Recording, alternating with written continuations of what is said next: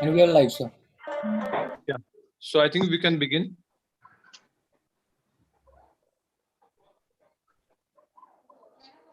So a very good evening to all the Pune IAP members and all the pediatricians who have joined this session.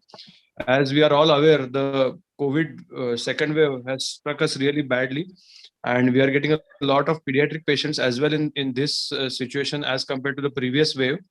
So several of our members suggested that we have a update on the COVID situation, especially with respect to the pediatric COVID. And we also agreed to that suggestion, and we have arranged this webinar at a very short notice. At the outset, I would like to thank Tanu Singhal ma'am for accepting our invitation to be a part of this webinar as a faculty. Our other faculty, Dr. Yevle sir, Dr. Vijay Yevle from Navi Mumbai, unfortunately has had a small emergency in the family as far as the health of the family members is concerned.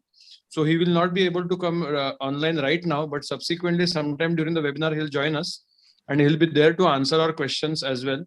Because of this unforeseen change, actually, the topics have changed a little bit. We are not going to cover the vaccines as a separate talk. We may take some questions on that at the end if there are any. Otherwise, most of the topics would remain the same. I now request Dr. Deepak Mule to please take over and start the proceedings for today's webinar. Deepak, can you take over? Yeah. Thank you, Nathu sir. Good evening to all. As Nathu sir said, currently much needed topic we are going to discuss today. COVID and related queries will be discussed today in open forum in question answer session. Today we are going to talk. Our faculty are going to talk on applied virology, changing epidemiology, clinical manifestations, and updates in diagnosis and management. Our today's faculties are very well-known pediatricians. Dr. Tanu Singhal ma'am. She is a consultant pediatrics and infectious disease at Kokilaben Dhirubhai Ambani Hospital, Medical Research Institute, Mumbai. She is the advisor ICMR for antimicrobial stewardship. She is AB member of FISF, Fungal Infection Study Forum. She has many publications in national and international journals, along with 2 books and 20 book chapters. Another faculty is Dr. Vijay Yevle sir. He is a consultant and head Institute of Child Health at Apollo Hospital, Navi Mumbai. He is a past CIAP president in 2014. He is a chairperson for Asia Pacific Pediatric Association Task Force on antimicrobial resistance. He is a co-investigator WHO project on evaluation of typhoid conjugate vaccine. He is a member of expert committee on regulation of newer anti-tubercular drugs of India. As Nathu sir said earlier, Yevle sir will join as early as possible. Don't wasting much time. I will hand over to Tanu Singhal ma'am. Ma'am, please. Yes. First of all, I'd like to thank all Pune IAP members for calling me, to give this presentation. And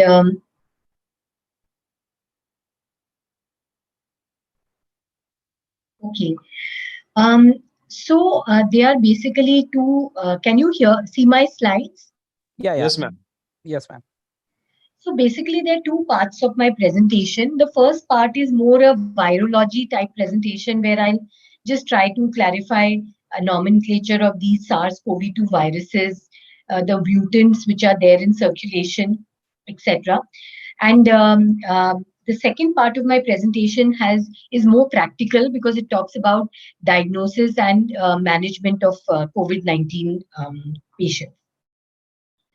So before I talk about about these viruses, let me clarify something about these terms. So we all know that viruses mutate regularly during replication. It's in their nature. And RNA viruses lack a proofreading mechanism, unlike the DNA viruses, and hence they make more errors during replication. Like you all know about influenza, it makes so many mutations that you need a new vaccine every year. And while the coronaviruses have one of the largest genomes amongst all the RNA viruses, and they have also some repairing mechanisms, enzymes, but they still mutate regularly uh, when the force of transmission is high and when there is partial immunity present. And because of this property of the viruses, it leads to different clades or lineages of the virus. So basically, the virus which is there in circulation at this time is not the same which originated in Wuhan more than a year back. So you get different clades or lineages. Now, what happens is that these mutants that have transmission advantage are selected because when there are, let's say, some original virus in circulation and a mutant comes along, if that mutant virus is more easily transmissible amongst people, it outdominates the original strain. And these, if they are either multiple mutations or there is a significant single mutation in the virus, it leads to the development of a variant. So remember that all variant viruses are mutants, but all mutant viruses are not variant because if it's a minor mutation, while it will lead to change in the genome of the virus, it is not going to really affect the characteristic of the virus. And when a variant virus has different phenotypic characteristics, maybe it is more infectious, it has a higher R0, or if it is more lethal, it is co-termed a strain. So sometimes the term variant and the strain are used together or interchangeably. And how do we know about these mutants and clades, etc.? It is because of the, that all people who are sequencing the genome of the virus upload their genomes on the global database, which is the global influenza database. And it is believed that there are several 100,000 of viral genomes which are uploaded on this database. Now, we have to understand the nomenclature of the virus when we talk about the mutants. So there is the main nomenclature is the next strain nomenclature of clades because they say that the initial virus was 19A, then there were the 19A and B. Then these viruses underwent an important mutation, which we'll talk about later, which gave rise to the 20A. Here 19 means the year where the virus was discovered. So this was the one in 2020. And this virus gave further, other clades of the virus like 20A, then 20B, 20C, and then others like F, D, E, F, G, etc. And these are the mutant viruses, which variant viruses, which we'll discuss later. And this is what the phylogenetic tree of the virus looks like. So if you look at this, these different colors represent different clades of the virus. So if you see from January 2020 to 21, there are some clades which are now not there at all. And there are some which are increasing because the structure of the virus or the clades keep changing. But apart from this, as if SARS-CoV-2 was not a complicated virus itself, you have another way of naming the virus, which is the pangolin way, in which basically what happens is each variant or each mutant virus is designated as A, B. Then this is a sublineage of B, which is called as B.1. Then this is B.1.1, B. 0.1.1.1, and then 4 ones accumulate, it is called as C. So both these methods are used for naming the COVID viruses, and that is why whenever you see the name of a variant virus, both these names will come, and that is why it is important to understand this. And if you look at the world map, you will see that most of the viruses which are circulating in the world, if you see, look at these purple viruses, it's coming from the lineage B1.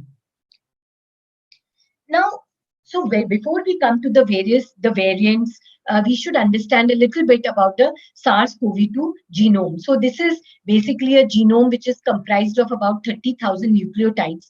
And if you look at it, there are various parts of the genome, and this part is the most important, the S1, because this is the genome which is coding for the spike protein, which is the main virulence factor of the virus. Apart from that, there are various other parts like the open reading frames, which are basically coding for the other non-structural proteins of the virus. Then there is the EG part, which codes for the envelope protein, M, which codes for the membrane protein, N for the nucleocapsid protein, etc. So remember that whenever there is a name given to any mutation, the first part will be the name of the protein which is affected. And you must understand the pathogenesis or the of the virus to understand why some mutations are more important than others. So all of us know that there is this spike protein, and this spike protein has two parts. It has one part which is the S1 part, which is the part which actually binds with the ACE2 receptor, and it has the S2 part, which is the other part of the protein. Now, when the virus attaches to the ACE2 receptor, these are the ACE2 receptors, then there are some proteases which are released from the cells, the human cells, which cleave the S1 and S2 subunit. And the S2 subunit actually causes entry fusion of the virus with the host cell, and then the genome is released inside the cell. So while the S1 subunit is important for binding, the S2 subunit is important for the entry of the virus inside the cell. Hence, mutations affecting both these parts are important. And actually, the S protein does not have such a simplistic structure. It has a little complex structure.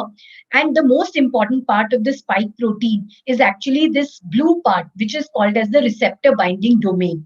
While the spike protein is the big protein, the receptor binding domain is the one which is most important. And this receptor binding domain actually attaches to the ACE2 receptor, which is represented here.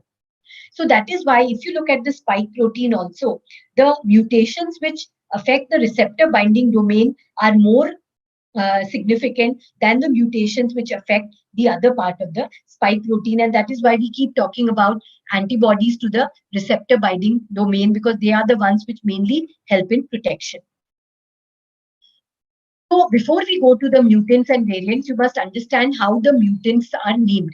So the mutation is basically named like this. And what does this mean? S means it is a spike protein mutation. 614 means that it is the position of the mutation in the position in the protein. And the first letter represents the amino acid which was there in the original strain. And the last letter represents the amino acid which is now present in the mutant strain. So D614G means that there is a substitution where D, which stands for aspartic acid, is substituted by G, which stands for glycine. So this is how the mutations are named. And when you name variants, there are two types by which you can name the variants. One is a next strain name, which is actually the clade. Like I told you, there are different clades. So the British variant, this is 20I. This is the clade, followed by the mutation name. 501Y means that at position of 501, you have tyrosine now come in, and this is variant 1, because there are two other strains which have the same mutation. Whereas if we talk about the Pango lineage, then it is the variant is named by the lineage.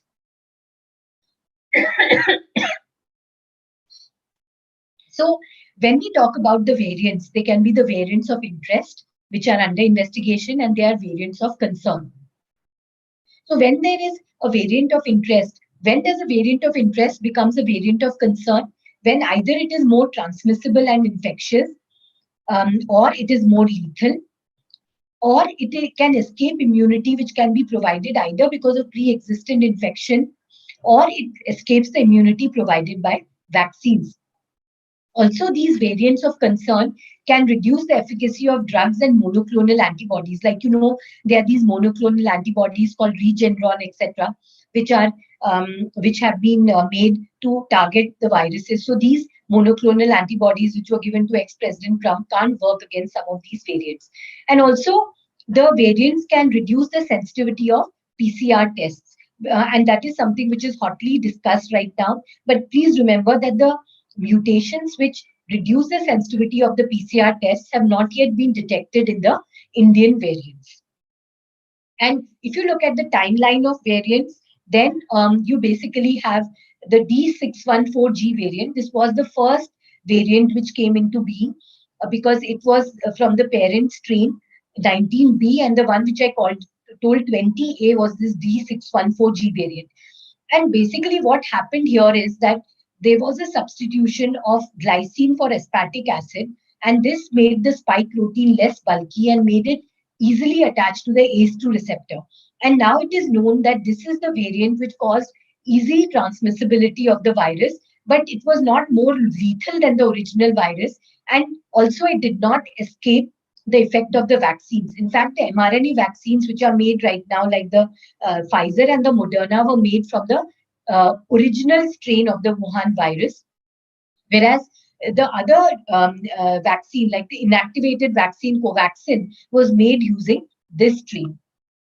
And of course, there was this mink variant which came in Denmark, and that was basically in the mink, there was a mutation in the virus, which then got transmitted to humans. Fortunately, this did not spread a lot, but 17 million minks were culled. So you must remember that these variants can not only arise in humans, but they can also arise in animals and then get transmitted to humans. So now let us look at the new variants which are circulating right now. So the first variant is the British variant. And this is the name given to this variant. And I've already told you why you have these two different names. This is by the Pango and this is by the next strain. And this variant emerged somewhere in September 2020, but it was really discovered, or it was really recognized in December, because what UK was seeing is that they had a rapid surge in the number of cases of COVID-19, much more than the previous weeks. And that made them realize that there is something else happening, which is exactly what is happening in Maharashtra right now, that the virus is highly, highly infectious. And this variant had basically 17 mutations. And the most important mutation which happened, while there were 8 mutations in the spike protein, the 2 mutations which were important were this N501Y, and this mutation made it more transmissible. And apart from this variant also had a deletion at 6970, which also reduced the sensitivity of PCR tests to pick up this virus. And what was found with this virus is that it is more transmissible than the original virus. And it was earlier believed that it causes increased number of deaths, but that is being debated right now. But what was good about this variant, that while it was more transmissible, it didn't really have an ability to cause reinfections. It did not reduce the efficacy of the monoclonal antibodies, and it did not impact the protection offered by the vaccines. So we all know that the Covishield vaccine or the AstraZeneca vaccine, which is widely used in the UK, where the main virus which is circulating is this UK variant, worked well. So that was good about this variant. Then we have the South Africa variant, again, which is given this name. And if you look, this is also having the same main mutation as the UK variant, but it is called as variant 2.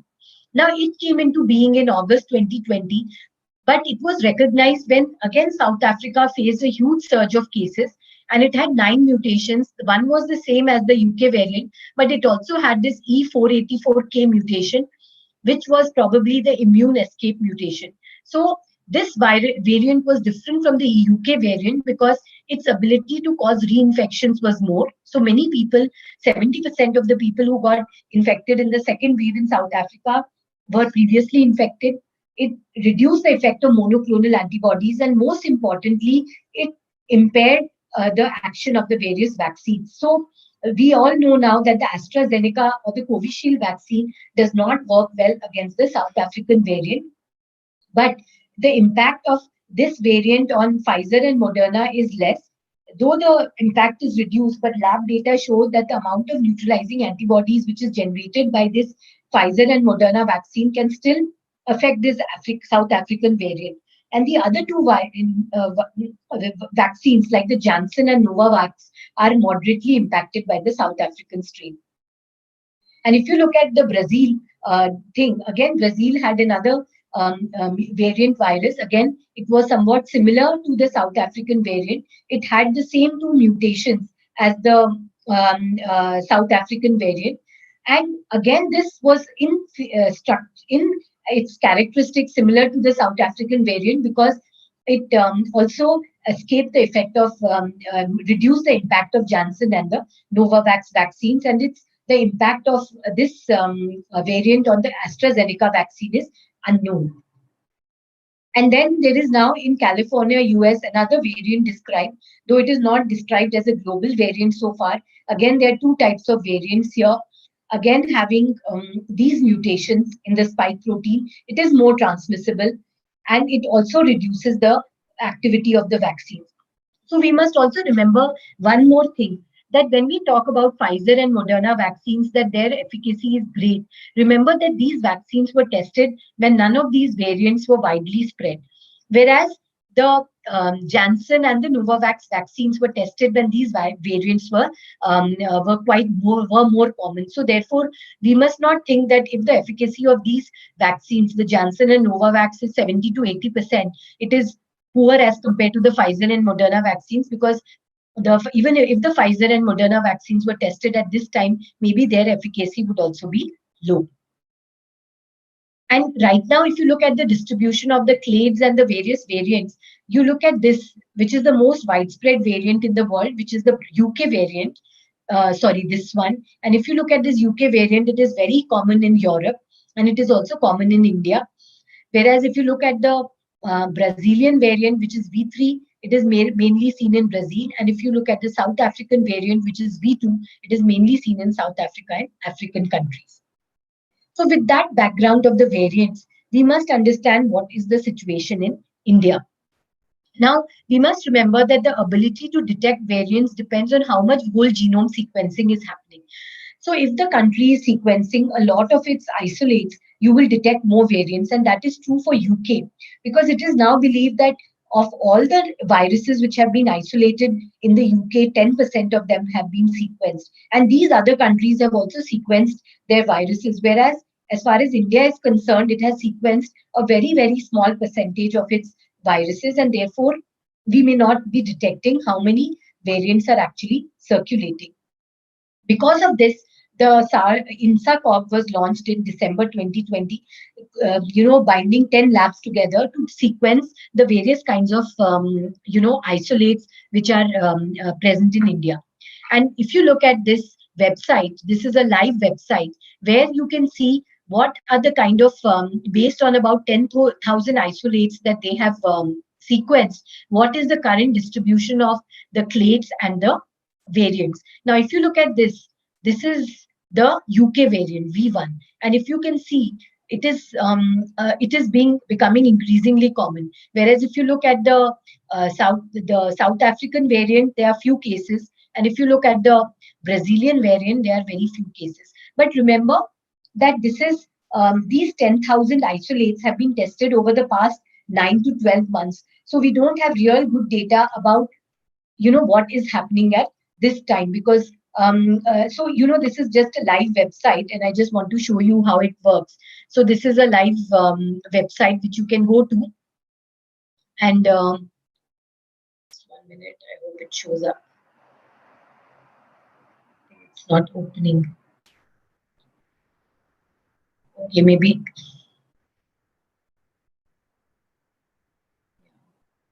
So I think it's taking time. So if I have time, I'll show it to you later. So if we look at the situation of mutants and variants in India, as I said, we have only sequenced 0.1% of the total cases. And we have detected out of these 10,000 samples, 771 variants. And if you look at them, the most common variant is the UK variant, which has been mainly detected in Punjab. And there are few cases of the South African and the Brazil variant. But more important than that, we have other mutations which have been detected. So we have India-specific variants now. And what is most relevant to us is this double mutant in Maharashtra. So this double mutant in Maharashtra has this L452R and E484Q. Now, this L452R is the same mutation which was found in the California variant, and E484Q is the mutation which was present in the Brazilian and South African variant. So this is already been designated as a separate lineage, but the government has not recognized it as a variant in India so far. But I think for all practical purposes, we can assume this to be a variant. And today, somebody told me that of the 442 isolates which have been sequenced by National Institute of Virology, Pune, 60% are the double mutants. And I think this can explain why we are having a sudden surge of cases in Maharashtra. And that we are all going through an unprecedented thing. So what has been the government think till now is that this rising number of cases are because of carelessness of people. People are not wearing masks at all. But I think slowly they are realizing that it is not just this. It is because of a mutant virus and a variant virus. So please remember that why does it seem that this surge is because of a variant virus?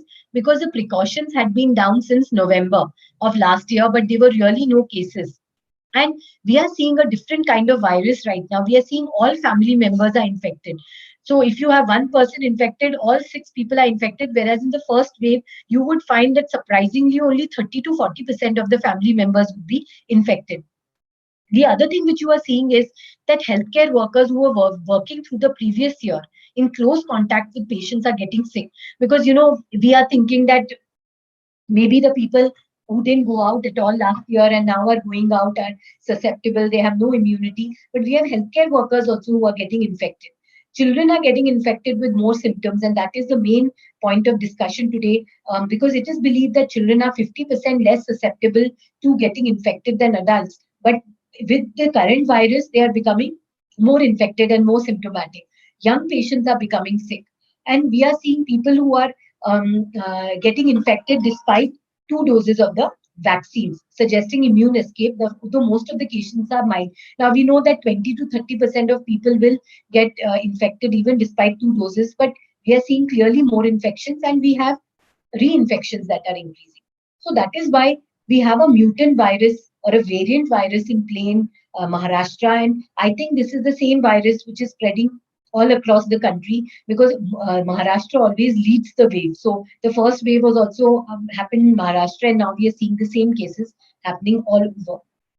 So we are. This is what is the situation, and what we need to do at this time is do whole genome sequencing of representative samples, and especially after people who get infected despite complete vaccination and in reinfections.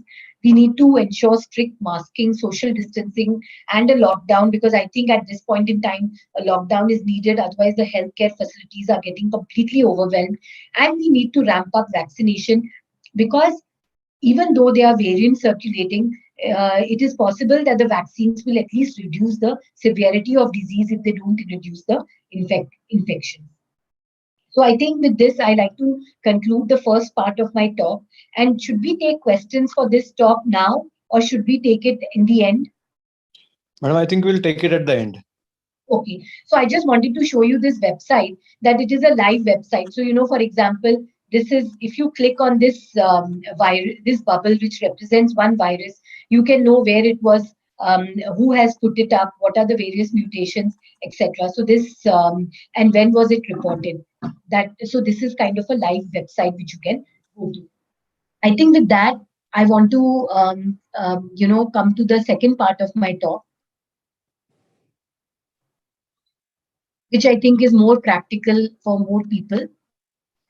For most of the people. So I'm going to be talking about diagnosis and management of COVID-19 in children. So first, Dr. Yevle was going to give this talk, and he would be talking on the clinical features. So in very briefly, what I want to say is that the main clinical features that we are finding of COVID in children at this time is fever. Most of them have fever. Some of them have runny nose. Some of them have cough. Many of them have diarrhea. And what is unusual at this point in time is that whereas in the earlier wave, the fever would go away in 1 or 2 days' time, now we are finding that the fever is going on for a long time. So the first question which we have, which is in the minds of the doctors, is that when and how to test for COVID-19 in children. So if you look at the broad guideline by the government, then all children who come with a severe acute respiratory illness, that means who have fever and cough and who need hospitalization, should be tested. All patients with an influenza-like illness, that means those who have fever with any respiratory symptom, should be tested. All asymptomatic contacts of positive patients should be tested. All newborns born to COVID-19 mothers, all suspected MIS before procedure or before any hospitalization. So these are the broad guidelines. But there are so many practical issues. So what I'm going to do is, after the initial part of my presentation, I'm going to talk about certain case scenarios so that we can discuss this dilemma about testing a little more. And The other important thing is what to use for testing. So you should RT-PCR in the nasopharyngeal swab is the test of choice because it has better sensitivity than the antigen test and RT-PCR on oropharyngeal swab, and it can be sent on day one. So we must understand that you don't need to wait for 2 to 3 days to send the sample because most people are actually positive in the nasopharyngeal swab even before the onset of symptoms. Madam, your presentation is not visible. Have you shared it? Oh, okay, 1 minute. Sorry. I didn't share it. Okay. Now, can you see it? Yes. Yes. Yeah. So if you look at the diagnostic algorithm, you have a child who has suspected COVID. You can ask for an antigen test in nasopharyngeal swab, and if you do the antigen test and if the antigen test is positive, it confirms COVID. There is no doubt about the diagnosis because the test is highly specific, though it is poorly sensitive. If the test is negative, then you do an RT-PCR. And if the RT-PCR is positive, again, COVID is confirmed. But if the RT-PCR is negative, then you have to treat as probable COVID because at this point in time, COVID is the most common cause of any acute illness in patients. So even if the PCR comes negative, you have to think of it as COVID and continue to isolate the child. You can look at other reports. You have to rule out other illnesses. You can repeat RT-PCR again. Maybe the first sample was not collected properly. And we must also understand that at this point in time, the labs are also highly burdened. So therefore, it's possible that the samples, the accuracy of the sample testing is being compromised. And last but not the least, you can do an antibody test after 2 weeks. Now, the next question is, what is the role of CT chest in children with COVID-19? So we must first understand when is it not indicated. It is not indicated in children with mild disease because what is happening is all adults, who have COVID, their doctors are advising them to do a CT scan. So now if they are infected and they have been done a CT scan, if their children get COVID, they they get a CT scan done for the child even without consulting you. So you have to keep emphasizing that it is not indicated in mild disease. It is not indicated even if the fever is going on for 3 4 days unless you're suspecting a lower respiratory tract involvement. And also, you don't need to do it for clinically diagnosed severe disease with positive RT-PCR because if a child comes to you who's a positive RT-PCR and is breathless and is hypoxic, you know it is COVID pneumonia. So it's not absolutely essential to do a CT. When is it indicated? It is indicated one in clinically suspect patient of COVID-19 who has prolonged symptoms but who has a negative RT-PCR. So here, if you see the typical ground glass opacities in the lung, then you can diagnose it as COVID. The second situation where you need to do it is in acutely sick child with breathlessness, where you need to determine cause of illness and triage is needed. So a child comes to the emergency with fever and breathing difficulty. You know the RT-PCR results will take some time unless your hospital has an in-house lab. So you can quickly do a CT and decide whether the child is having COVID or not. And also you should do it in a known case of COVID-19 who has deteriorated because it will help you to determine the cause of deterioration, whether it is progression of the COVID itself or whether it is some secondary bacterial infection, etc. So these are the roles of CT chest in children.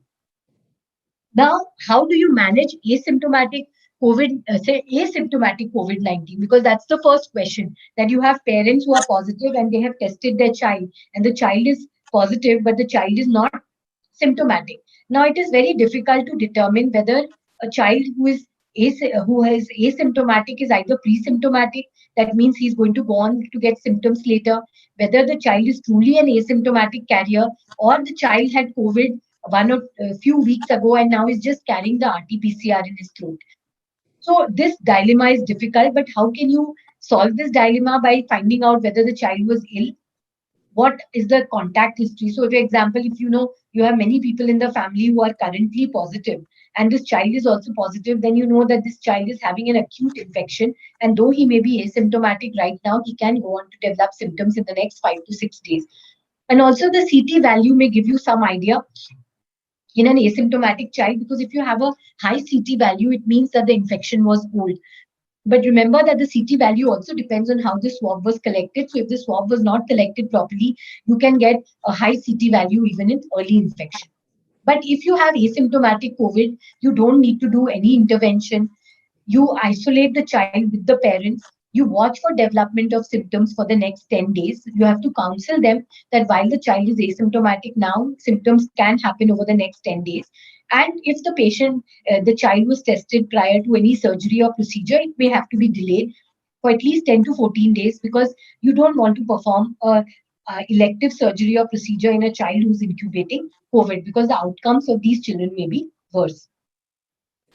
Then how do you manage children with mild COVID-19? Mild COVID-19 basically means that the child does not have any clinical features of lower respiratory tract involvement or other organ dysfunction, because we must understand that sometimes COVID-19 can present as encephalitis, sometimes it can present with acute abdomen and other features. In these patients, you just give them symptomatic care with paracetamol or ibuprofen, nasal decongestants, and antitussives. There is no established role of zinc, vitamin C, vitamin D, steam, etc. But remember that, even if you don't prescribe these medicines to the patient, they will themselves take, and they think that you're doing some gross injustice by not giving. So I don't argue with the parents on this. If they want to have vitamins C and zinc, let them have it, because it's not harmful. But I would be cautious about giving therapeutic doses of vitamin D without a level. There is really no role of antivirals, including azithromycin. There are enough double-blind trials which have shown that azithromycin does not work. There is no role of doxycycline. There is no role of ivermectin. In fact, the WHO has warned against use of ivermectin, and there is no role of favipiravir also. Because while the interim analysis of favipiravir showed that it did reduce symptoms and clearance, the final result showed no impact, and it's an expensive drug, and basically it is not approved for children below the age of 18 years. Why this discussion on antivirals is important? Because all the adult people in the house will be on one of these antivirals, because their physicians would have prescribed it. So they will always ask you the question about giving these antivirals to the children. There is no role of any investigations, including CBC, CRP, D-dimer, or CT chest. No role in the first few days. You just have to tell them about monitoring the temperature and saturation, and you would ask the parents to tell you that if the fever is not going away in 4 or 5 days, or if the child is becoming breathless, or if the saturation of the child is going below 95%, then they need to come and consult with you. Many of them have read about MIS, so you will have to tell them that there is a very, very small risk of MIS, and it is very, very low, because otherwise, even if the child recovers from the COVID illness, they'll keep worrying about MIS later. However, these principles don't apply to immunocompromised children with mild COVID-19. So if you have a child on cancer chemotherapy or high-dose steroids, but underlying chronic lung disease or congenital heart disease with COVID-19, you have to be careful about these children. Ideally, these children should be observed in hospital, and you can consider early use of antivirals in these patients. And the two antivirals which are available to us, which may have some efficacy, is remdesivir, which is again a problem because there is shortage of remdesivir, or convalescent plasma, because actually convalescent plasma is useful if it is given in the first few days of the infection, when the person does not mount his or her own antibody response. Now, what about children with prolonged fever? And this is the most difficult thing, because for mild COVID-19, it is easy to manage them. For severe COVID-19, as I will discuss later, it is easy to manage because these people go into the ICU and they are treated by the intensivist. The commonest problem which people will face in their practice will be children with high fever going on for 4 to 5 days. And this is not uncommon these days. Over the past 1 or 2 weeks, I've come across several children with this problem.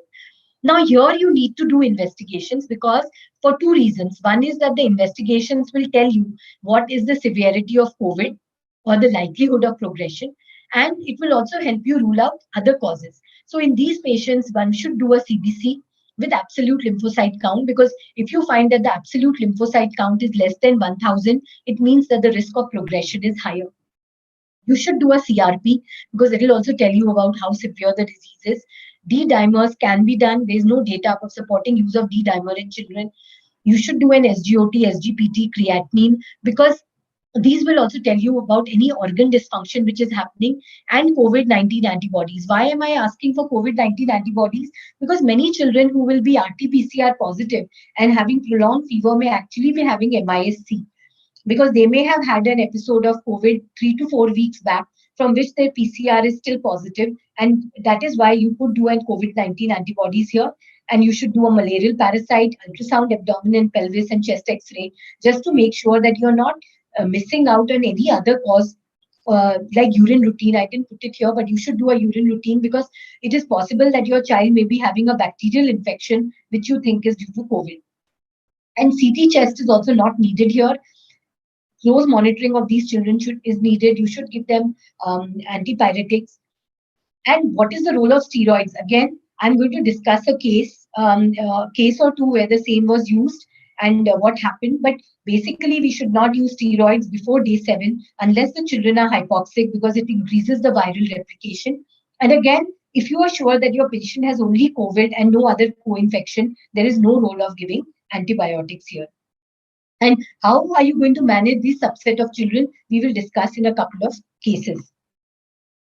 And then what to do about severe COVID? I'm not going to spend much time over here because many of them are looked after by intensivists, but basically defined as COVID with hypoxia. You have to admit these patients to the isolation unit, do all the tests which are routinely done in adults, and you do PCT, IL-6, ferritin, LDH if available. Treatment as per adult protocol, so basically oxygen by nasal cannula, face mask, NRBM, HFNC, etc. Awake proning, prophylactic dose of low molecular weight heparin, no role of antibiotics unless they are co-infections.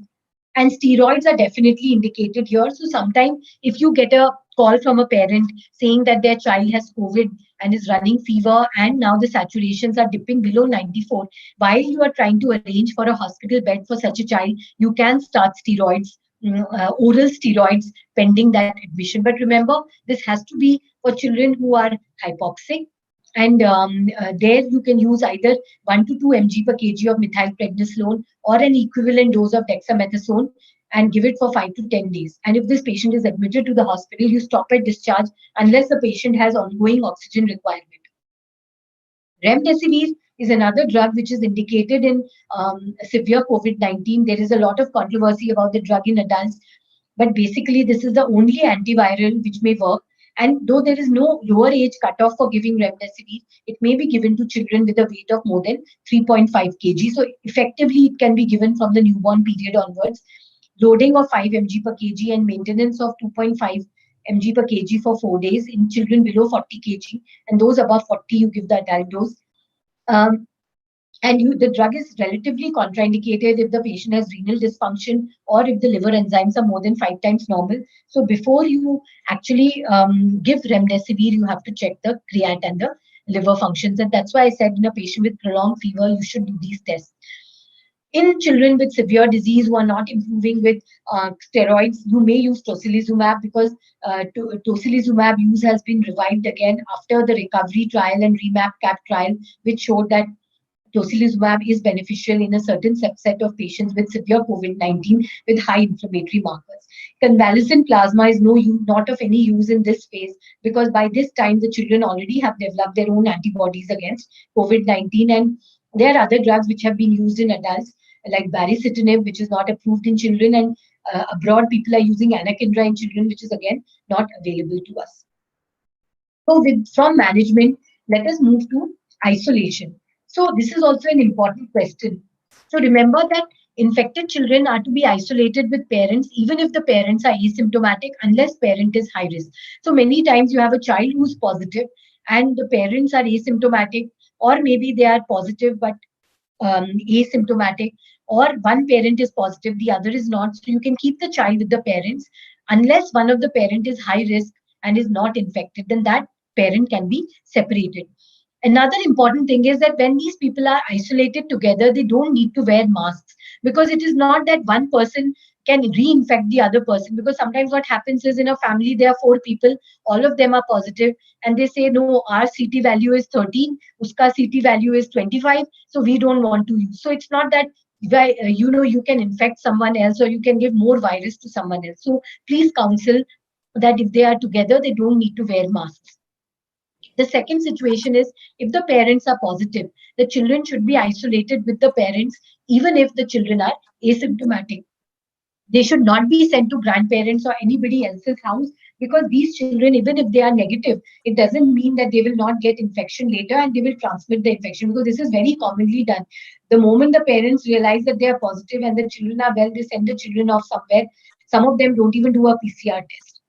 Children have to stay with their parents, and you have to counsel the parents that children are at low risk for severe COVID. The only exception to this rule may be if there is a child who is having high number of comorbidities, like you have a highly obese adolescent, or you have a child who's immunodeficient, then that child should, if the child is asymptomatic and test negative, should be isolated away from the parents. But otherwise, if the child is otherwise healthy, the child can be kept with the parents. And many times it happens that one person tests positive in the family and the other people are asymptomatic. They test all of them together. Ideally speaking, that person should get isolated and the other contact should be tested after 5 days, because in these 5 days they may either get symptoms of COVID, or you will be better able to exclude COVID infection if you test them after 5 days.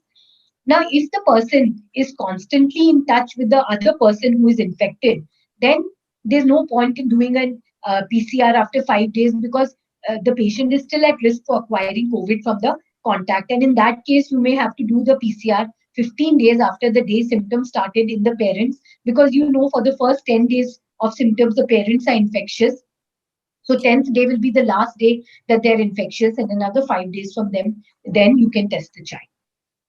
Now, with this kind of brief background about which children to test, how to investigate, how to manage, and how to isolate, let us quickly discuss some case scenarios. So, and discuss how we will apply these principles to these cases. So, this will tell you that actually the diagnosis and management of COVID is highly individualized. And while you have broad guidelines, you have to manage each child in a different way. So, for example, this is a 3-month-old baby boy, previously healthy and on exclusive breastfeeding. The father, the child has fever up to 101 for 1 day with runny nose. The father tested positive for COVID 1 week ago, and the mother is asymptomatic. She's a doctor and she's already received the COVID vaccine. And the child also has grandparents at home. So the first question is, will you test the baby? See, if you look at the guidelines, then this child will need testing because he's in contact with a positive case. But in practical situation, this may not be needed, because for all practical purposes, this child is COVID. So you can assume that this child is COVID and treat the child accordingly. What treatment are you giving to this baby? So this baby has mild disease. The fact that he's an infant does not really increase the risk too much. So you will just give paracetamol and nasal saline drops. You're not going to give anything else. How will you isolate the baby? The mother is asymptomatic, but you will still keep the baby with the mother and not give the baby to anybody else. And the mother and baby pair should be isolated from the grandparents at home. Now let us come to a second case, which is reverse of the first case. Here is a mother who is COVID positive and has mild symptoms, and she has a 7-month-old baby who is asymptomatic, and the baby is on breastfeeds and weaning food. And what the mother does is that she breastfeeds the baby and then gives the baby to the mother-in-law. Now, what the first thing is, who should the baby be with? So obviously, when this happens, the biggest worry of the parents is the baby, because the baby is asymptomatic. So they feel that the baby should not be kept with the mother as far as possible. But please remember, the baby has already been in intimate contact with the mother. And if this virus is as infectious as we are seeing right now, the baby in all practical reasons is already infected. So this baby should not be given to the mother-in-law, who is actually at risk for comorbidities. And the next question is, should the baby be tested and when? So again, if you look at the guidelines, they say that all asymptomatic contacts of COVID positive patients should be treated. But here it is, there's really no point in testing, because also you must understand that the labs are completely overburdened with tests. So even if you send a test, you may not get it back. So in these situations, it is better to avoid testing and to reduce the burden of the various PCR labs. Because somebody sent me a message today that in Pune, my sister-in-law's brother and all are infected in Pune, and they wanted to get a PCR test done, and the time is 3 weeks, 3 days. So what's the point of testing this kind of baby here? Now let us come to a third case. Now these cases, now the first two cases, the decision was easy. Now let us come to this third case. Now this case is of a 13-year-old child who weighs 53 kg. So obviously the child is overweight. He gets sudden onset high fever for one day, reaching up to 102 Fahrenheit. And he has a runny nose also for a few days, but there's a known history of allergic rhinitis. And when the parents actually called me, they thought that the child is having bacterial sinusitis because 1 year back, the child had the same symptoms of cold and then went on to develop fever. But when you ask a history, you find that the father and grandfather had mild sore throat the previous week. And when I asked that whether anybody in the family has COVID, they said nobody has COVID. So that is also an answer which you may get. But then you have to ask more clearly. You have to ask, is anybody in the family sick now? Or did somebody have was sick last week? And then they'll say, हाँ पहले एक हफ्ता पहले किसी को सर्दी खांसी था पर वो तो एक दिन में ठीक हो गया, वो कोविड नहीं था, वो तो नॉर्मल वायरल था. Because many of these people, if they go to the GPs ना, they will say कि इसको तो नॉर्मल वायरल है, ये कोविड नहीं है. Because most people believe that COVID is actually a very bad illness which comes with high fever and which lands people into the hospital. But if somebody comes to you with this kind of history in today's age, you know that you are possibly dealing with COVID rather than bacterial sinusitis, and the family members probably had COVID last week. So the first question is, will you test the child or give symptomatic therapy? Now again, it's a little difficult question to answer, because a lot of it will depend on how willing the parents are for testing. So you may give just symptomatic therapy to the child and ask the child to be isolated with in the house and away from the grandparents. And will you, suppose you decide to do tests, will you do just COVID-19 PCR or you will do other tests? Now, in the situation today, when all fever is just because of COVID and other infections are not very common, it makes sense to first just do the COVID-19 PCR. And if the COVID, because even if you do these tests today, it may not tell you about the severity of COVID because this is just the first day. So you can just do the COVID-19 PCR. However, if this child would come to you after 3 or 4 days of fever, then it makes sense to do both the PCR and the other blood tests at the same time, so that one, you will be able to make the diagnosis in parallel, and you will also come to know what is the likelihood of severe COVID in this patient. And the third question is a hypothetical question, that suppose you saw a child who has fever, but nobody in his family is sick, nobody is going out, and then would you test the child for COVID? The answer is yes, you should still test the child for COVID, because we are seeing this quite often, that only the child is infected and other people are not symptomatic. It may be that they are asymptomatic carriers. It may also be that they had been infected earlier and are actually immune. And therefore, even if no contact is sick, you should still test the child. Now, in this same case, the fever persists and the child tests COVID-19 positive. The CT value is 18, and day 3, the child is still running fever. So the first question is, does the CT value help in any way? And many times, if you are doing a consultation for these children, you find that first thing they will say कि हमारा CT value 18 है. And you have to be careful, because sometimes whether they are speaking about the CT value of the PCR or whether they're talking about the CTSS scoring of the CT, you don't know. But because everybody in the common public also thinks that if the CT value is low, it means that the viral load is high and the patient will get severe COVID. So the answer is no. The CT value does not predict the severity of the disease. It just tells you the recentness of infection. So if you test a person 1 or 2 days after the symptoms started, your CT value will be low. And if you test somebody after 5 to 7 days, your CT value will be high. So the first thing you do is you reassure them that no worries. And sometimes if 4 people in the family have tested positive, they will relate the CT values of all the family members, and they will want to know why the CT value of somebody else is different from somebody else. So you have to just reassure them. Now, the other question is that this child on day 3 is still running fever. So would you like to do some tests or would you like to wait? So the answer is, that, at this point in time, that this is COVID only, and it is still the third day. So you may or may not want to do other tests for this patient. You could even, because many patients actually get better by day 3 and day 4. So you could, especially if the child is not worse than what he was on the first day, or if the fever spikes are coming down, or the interval between the fever spikes is increasing, you may choose to withhold these tests. But in some patients, if you find that the child is actually worsening, if the child's requirement for antipyretics is going up, then you may at least do a CBC, CRP, D-dimer, but CT chest is not indicated at this point in time. We can't do CT chests in children like we do in adults. Remember, a CT equates to about 100 X-rays. So please don't do a scan here. And the other question is that favipiravir be given, because we said that favipiravir has no role in small children, but this is a child whose weight is like an adult, and adults in the family are all eating favipiravir. So again, we would not prescribe. It's not approved, and second, it doesn't help. If it was not approved but it is known to help, we could have still given it off label. The next question is that should the patient be hospitalized for remdesivir?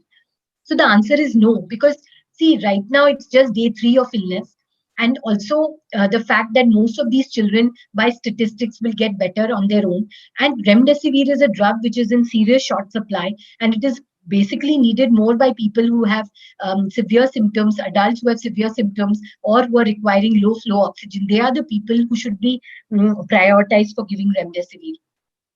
And then the next question is, suppose you reassure the parents and you say hospitalization is not needed, when would you consider hospitalization? Again, that depends on a lot of factors. You may want to hospitalize the child, but beds are not available. So, but I would say that anything beyond day 5, day 6, if the child is not improving, we should actually look at that child more closely, because problems may set in. And in this same child, the fever went away on day 4, CBC was normal, D-dimer was 800, CRP was mildly elevated, and they went ahead and did a CT against your recommendation, and the CT score is 5 by 25, and they're all panicking. So does anything else need to be done here? So the answer is no, because the child's fever has gone away. D-dimer of 800 is elevated, but this child does not merit any anticoagulation, doesn't merit any clexane or aspirin. And also the mild involvement which is seen in the CT does not need any intervention, because even if you do CT scans of people who are having very mild symptoms or even asymptomatic for COVID, you can find GGOs in the lungs, and basically that is one way how you diagnose COVID if the RT-PCR is negative. Then let us come to the fourth case. The fourth case is a 5-year-old child, has fever for 1 day with sore throat. Parents are doctors and have received both doses of the vaccine, and they are asymptomatic. So the question is that will you maybe not test this child, but will you consider COVID-19 in this child? Because the child is at home, the child is not going out, and parents have received the vaccine. The answer is yes, because we must understand that even after the vaccination also you can get infected, and you may be asymptomatic carriers. So if you should consider COVID-19, and you maybe in 2 or 3 days, if this child is not better, you should test. Now let us come to a case which I saw just yesterday, and this child is getting admitted today. This is an 11-year-old girl weighing 63 kg. So obviously this is overweight child. Family COVID-19 positive. The father is currently admitted to the hospital. The child has fever since April 5th. So that is 10 days now, and tests COVID positive on April 6th. And now has been running fever 100 to 101 daily for 9 days. And they went ahead and did a CT chest, and the CT showed a severity score of 10 by 25. Now remember that this patient is a little different from the previous patient, because your fever is going on for 9 to 10 days. And this child is advised steroids. And the child is basically not tachypneic. The child is not hypoxic. The saturations are 97, 98. So what will you do in this patient? Will you consider this patient for remdesivir? And what will you do about steroids? So, coming to this same patient, this is a difficult situation. But, in this, you cannot dismiss such a child, because this child may go on to complications. So ideally speaking, in ideal circumstances, if beds are available, this child should be admitted. The child should have a CBC done to look at the absolute lymphocyte count. The child should have a CRP and D dimer done. And if remdesivir is available, it should be offered first, because this may still be we are still within day 10. So it may still work, because we know it doesn't work after day 10 and 14. And if the child has any deterioration or hypoxia, then we can give steroids. Now, this same child, I'll give you a follow-up because I prepared this presentation yesterday. The same child was given 20 mg of steroids yesterday, and she took that first dose before she consulted me. So I asked her to hold on to steroids. Now, since today morning, the child has no fever, but the saturations have dropped to below 95. So we are admitting here. So therefore, it tells you that such children who are having fever going on for 9 to 10 days may actually worsen, and hypoxia may happen quickly. And you have to be careful about these patients. So what we are going to do after we admit this patient is we are going to start her on remdesivir. We are going to continue steroids for her because now she's hypoxic.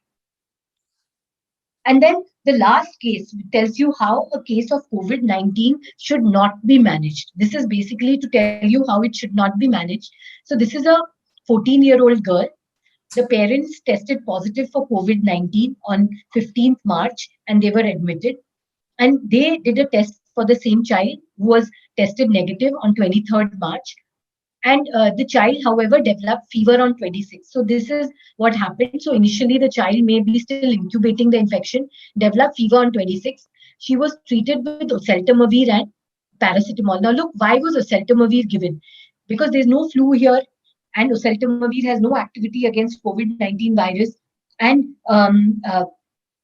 so there was no role of giving oseltamivir.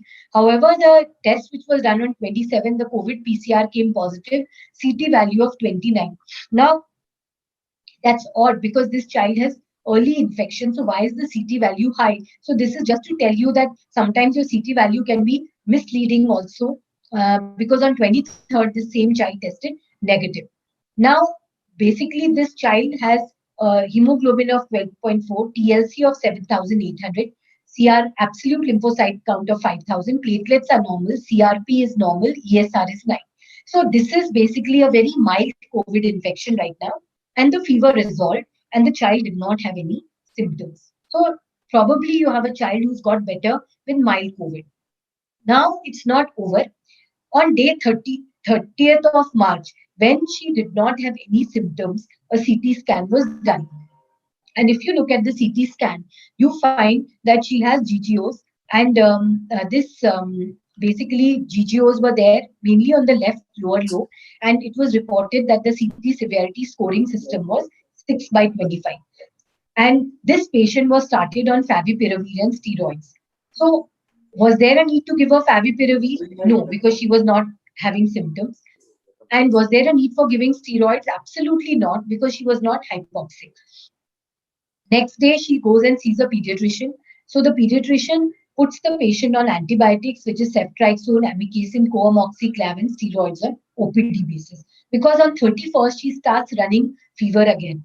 Now, if you look at this case, on 31st, if she starts running fever again, then it is probably the COVID itself which is causing the fever. It is unlikely to be a bacterial infection because we are not seeing bacterial infections within the first 7 days of COVID-19 illness. So these antibiotics are not needed. And steroids also we shouldn't be giving to this child because the child does not meet the criteria for steroids because she's not hypoxic. And again, she doesn't have any fever on 2nd. So 31st, these treatments were started. On 2nd, she has no fever.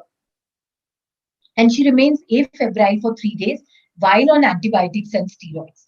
So, but on the 5th, she has again high fever. And if you look at this, this time you find that her absolute lymphocyte count has declined. The CRP is still normal. And COVID antibodies are negative because people were wondering whether she has MIS now. Maybe she had old COVID infection. MP was negative. Saturations were still normal, but she had reduced air entry in the right lung. And when a CT scan was done, you found that while the left lower lobe GGOs had cleared, she had developed new GGOs in the left upper lobe and on the right side. And now the CT severity system scoring was moderate. So this is a patient who is having now fever on approximately, this is now day 10 of illness, while on antibiotics and steroids. So what do you do for such a patient? What is this recurrence of fever due to? Is it because of an acute COVID illness? Is it because of a secondary bacterial infection, which seems unlikely because the patient was already on antibiotics and the CRP was normal? Is it MISC, which is again unlikely because in MISC you don't have so much of lung involvement? And what should be done in this patient? Would we just treat the patient fever symptomatically? Should we offer remdesivir? Antibiotics and steroids have no role because the patient has got these symptoms while on antibiotics and steroids. And could giving steroids in the early phase have enhanced viral replication? That is a possibility because the patient was given steroids when they were not indicated. And even the recovery trial showed that when patients were given steroids earlier than day 7 of illness, they had bad outcomes. So we actually admitted the child, her CRP had gone up, her D dimer had gone up. We started IV remdesivir and low molecular weight heparin, with which there was prompt resolution of fever. We discharged after 5 days of remdesivir. When her CRP came down and the D dimer reduced, we did not offer any anticoagulation at discharge, and there's no need for CT scan at follow up. So this case tells you that you will now see patients who are having COVID pneumonia, this case and the previous case, especially in adolescent children, where you may have to use antivirals. And this case also tells you that remdesivir works because we have had numerous cases who were given steroids and continue to run fever. When you give remdesivir, the fever comes down, and you can't explain that this fever came down just by chance because the patient, when the patient was admitted, was having 102 fever and had such a high CRP. And within 1 or 2 days of one dose of starting treatment, the fever went away. Like how after starting antibiotics in a serious bacterial infection, your fever goes down and your CRP comes down. So I think with that, I just want to kind of end my presentation because I think I'm already 5 minutes beyond time. That though we are seeing severe symptoms in children at this present time, children still fare better than adults. So we have to understand that 95% of the children will get better with just symptomatic therapy. The decision to test a child with symptoms will have to be individualized. And please remember, when you have a straight off case of mild COVID-19 with parents being positive, you should not really test the child because anyway, the tests are in shortage. And also remember that symptomatic care is all that is needed for the vast majority, even with mild COVID, unless the child is immunocompromised. The children have to be isolated with the parents unless the parent is at high risk for developing COVID-19 severe disease. And remember that most parents are usually positive. Also, understand that if a child who is suspect or confirmed COVID-19 continues to have fever for more than 4 to 5 days, you have to also look for other causes of fever, and you also have to look at, presence of, make sure MIS is not there. Steroids have to be used with caution. Please don't use steroids in children earlier than 7 to 10 days of the illness just to bring the fever down because it will increase viral replication. Use steroids in children who are hypoxic. And if you are following up a child in the OPD who has saturations now dipping below 95%, who is not getting a hospital bed, you can start steroids in such children. And finally, I think as Dr. Bhakti will discuss later, that there are many mimics to MISC, and you have to make that diagnosis after excluding other causes. And then one last line about as the tests are in short supply, as hospital beds are in short supply, so also remdesivir is in short supply. So you have to be very, very careful about which patient to offer remdesivir and whom not to offer. I think with that, I want to end my presentation and, just take a little break. Thank you. Thank you. Thank you very much, ma'am, for such a nice presentation. You have covered so many things which are currently very much needed. Mutants, variants, everything. Most of the doubts are covered in your presentation, which are very helpful in our day-to-day practice. Thank you very much for such a nice presentation. Now we will move to next topic, which is very important, not to miss, MICS, which is going to present by Dr. Bhakti Sarang. He is an associate professor and head of pediatric critical care services at Bharati Vidyapit Medical College and Hospital, Pune. He is a certified quality improvement coach by NQOCN in 2018. He is a IAP certified instructor for BLS and ALS. He is a PICU fellowship coordinator and in-charge PG teacher in Bharati Vidyapit. He has so many publications included in journals.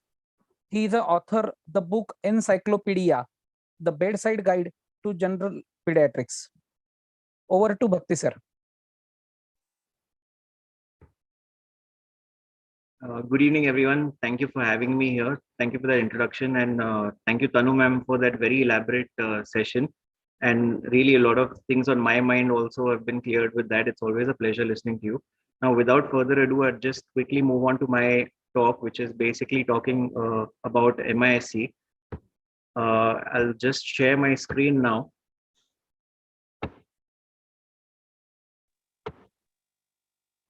Is the screen visible to all? Yes, sir. Yes.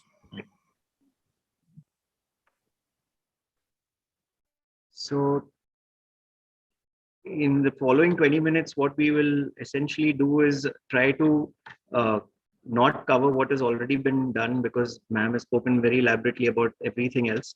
We'll just look at the definition of MISC, look at when we should start suspecting MISC, how we should go about evaluating, who to treat and what to give, and look at outcomes as on today, what we're looking at, and what we're expecting in the long-term follow-up of these patients. Now, at this time last year, if you remember, just about a year ago in April, we were all, struck with the pandemic, and we all believed, and some evidence proved that children largely were spared from a severe SARS-CoV-2 infection. The severe disease was risk of severe disease in children was very low, and prognosis of mild or moderate disease was also fairly good, with recovery between 1 to 2 weeks.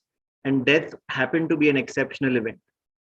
But little did we know that things were about to change. In May, obviously things changed when the RCPCH reported the hyperinflammatory syndrome for the first time. A clinical picture that was previously unknown emerged. And in the coming months, we were hit with many terms by RCPCH and CDC and WHO, things like PIMS-TS and MISC and MAS and TSS and KD and hyperinflammation and cytokine storm, etc., all of with much of overlap and a lot of confusion related to the what is PIMS versus what is MISC, etc. So a lot of time was spent in dealing with this confusion. However, this syndrome changed the notion of COVID being a milder illness in children, or the repercussions of a COVID-19 infection being mild in children to an extent. I wouldn't say entirely, but it partially changed the game for all of us as pediatricians. And as already discussed by ma'am, the second wave is bringing in, sicker kids with active infections, which is again, thanks to the mutant strains and all the other factors mentioned by ma'am. Now, when we look at the definitions, it's a bit of a paradox, actually. I've mentioned two definitions here by the WHO and the CDC. I haven't mentioned the RCPCH one. The thing about the definitions is that they all have common elements, such as, the age group is similar. There is prolonged fever as a criteria. There is evidence of multi-organ dysfunction, at least more than 2 organs involved. In the part of the definition criteria, there is lab evidence of hyperinflammation involved and a presumed or confirmed infection by SARS-CoV-2. However, there are still substantial amount of criteria where they differ. For example, as far as the WHO criteria is concerned, they detail the clinical manifestations to quite an extent as opposed to CDC and the UK definition. On the other hand, if you look at the MISC criteria to involve children in the spectrum of MISC, the criteria are extremely broad. And when the criteria are so broad, it may even eventually lead to a type of overdiagnosis in terms of MISC, which is also something that we have witnessed in the ICUs. So there is a bit of a paradox here. However, despite the risk of this overdiagnosis in studies, like ma'am had pointed out previously, the incidence of MISC is still, I would say, uncommon, is not very high. And I mean, you could also argue at the same time that the incidence may be higher if the awareness was more, but we are now getting more and more aware of this entity. One problem I see with all the definitions or the diagnostic criteria that have essentially been laid down in all the different definitions are that all of these have been based on clinical manifestations in children who have more or less a severe disease.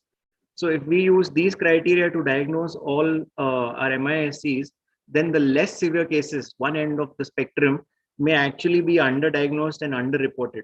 So this is a concern that I have.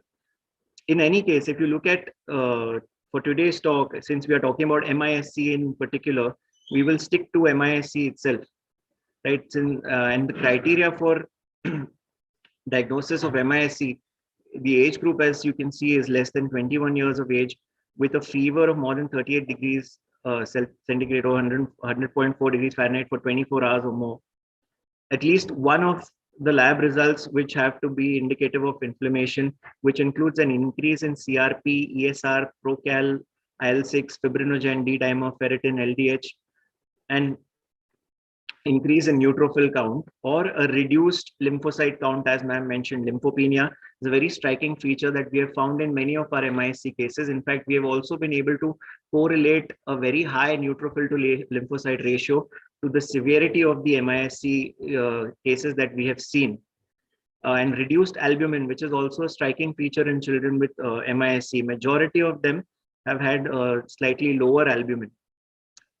Evidence of SARS-CoV-2 infection either by swab testing or on serology or a possible exposure to a COVID-19 case in the past. Now, looking at the epidemiological scenario, there is there is always a likelihood of the child having been exposed to someone in the previous, say, 4 to 6 weeks who had an active COVID-19 infection.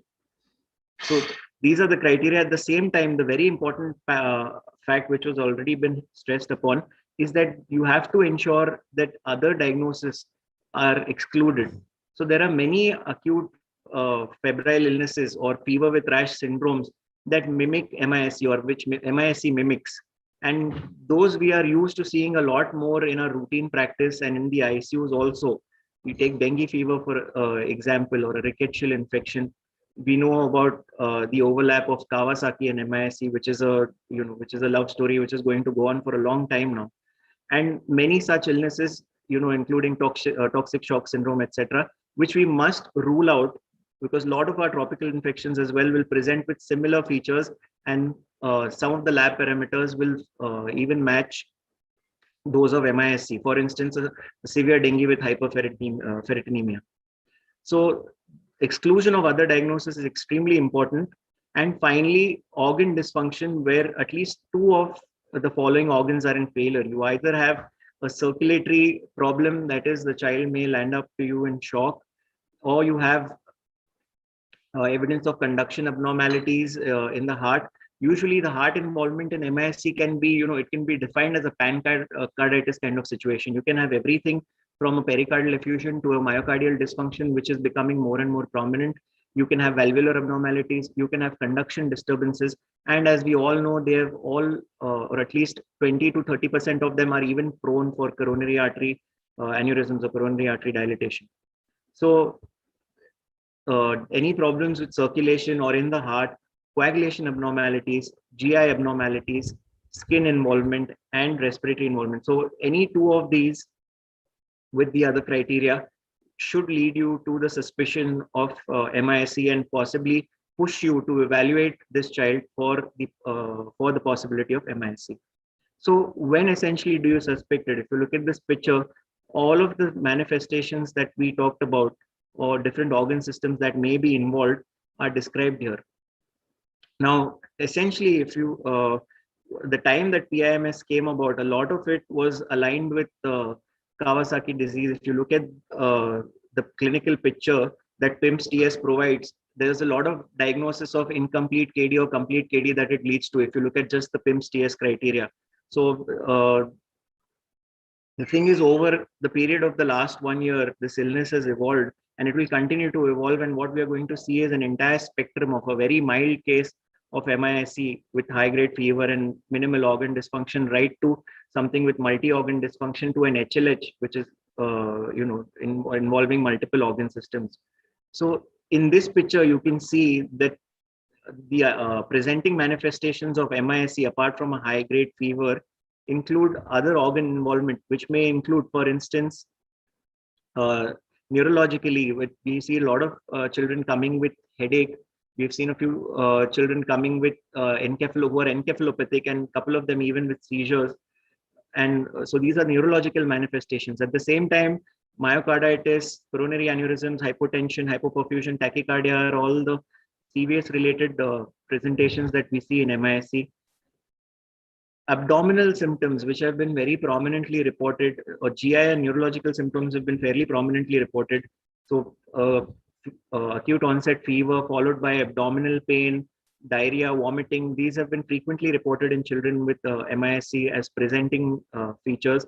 These are something that we must look out for, because this has been one of the striking features for all the cases that a lot of the cases that we have seen in our unit. At the same time, the presentation which mimics a Kawasaki, like for instance, presence of conjunctivitis, a rash all over the palms and soles and the face, presence of stomatitis, swelling over the hands and feet, or edema of hands and feet. So essentially looking at the criteria of Kawasaki disease. Apart from that, other organ manifestations, including renal manifestations and lung manifestations. Now, lung manifestations have been fairly uncommon in the classical MISCs that we have seen. Majority of them have actually required respiratory support because of shock and cardiovascular dysfunction, and not because of a primary respiratory problem.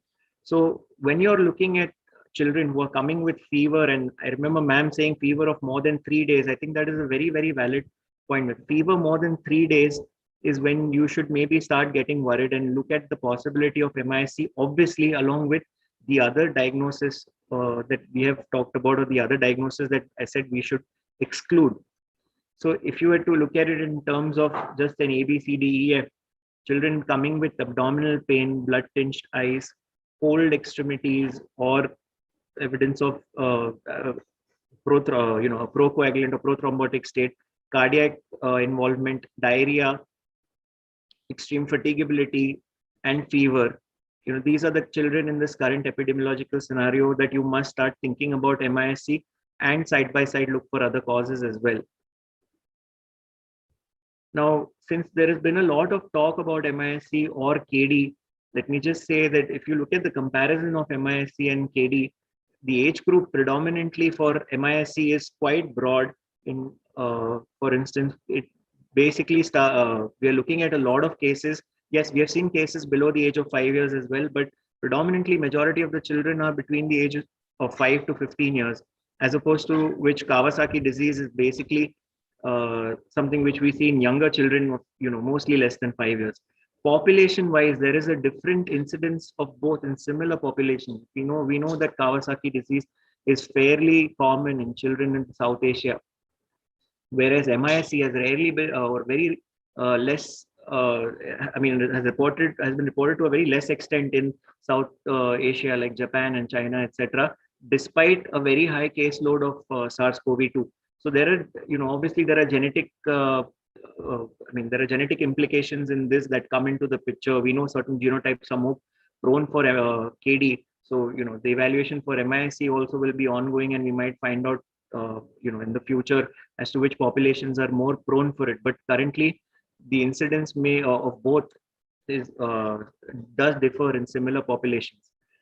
As far as gastrointestinal and neurological manifestations are concerned, like I said, they're more common in MISC as a presenting feature as opposed to Kawasaki disease. Coronary involvement. Now, coronary involvement has been reported in whatever in literature or MISC literature involving the cardiovascular system. Coronary involvement has been reported up to 25 to 30% of the cases. But over the duration of the last year, that incidence has gone down. So Kawasaki disease has more commonly seen coronary involvement. As opposed to that, presence of myocarditis has been very commonly or routinely seen with MISC as opposed to that in Kawasaki disease. Platelet counts, if you look at the lab parameters, as far as the lab parameters are concerned, platelet counts in MISC, yes, they are decreased, but not to a very severe extent. So we've seen platelet counts ranging from about 80,000 to 1.5 lakh per cubic millimeter. So this is the kind of range that I'm talking about. And majority of the MICs, even the really sick ones, have not had a very severe thrombocytopenia requiring a platelet transfusion or having overt bleeds. So that has helped us to differentiate it from even situations like a severe dengue where you have a lot of thrombocytopenia, rickettsial fevers, a lot of thrombocytopenia involved, as opposed to this slightly decreased platelet count in MIC. We know that children with Kawasaki disease have a continuously or progressively increasing platelet count, which also tells us about the difference between the two. Other lab parameters, as far as they are concerned, lab parameters indicating organ dysfunction tend to be worse in MIC as opposed to KD, which is indicating the difference in the degree of inflammation, which is supposed to be much worse in MIC. Now, we must remember that some patients with MIC have demographic, clinical, and lab characteristics that will allow their inclusion among KD cases, but a lot of them will differ significantly as well. So this differentiation of MIC and KD will become even more confounded when we have a shock-like scenario involved, because then because Kawasaki disease shock syndrome will present with a lot of these features as well, and they will also present with abdominal pain and encephalopathy, etc.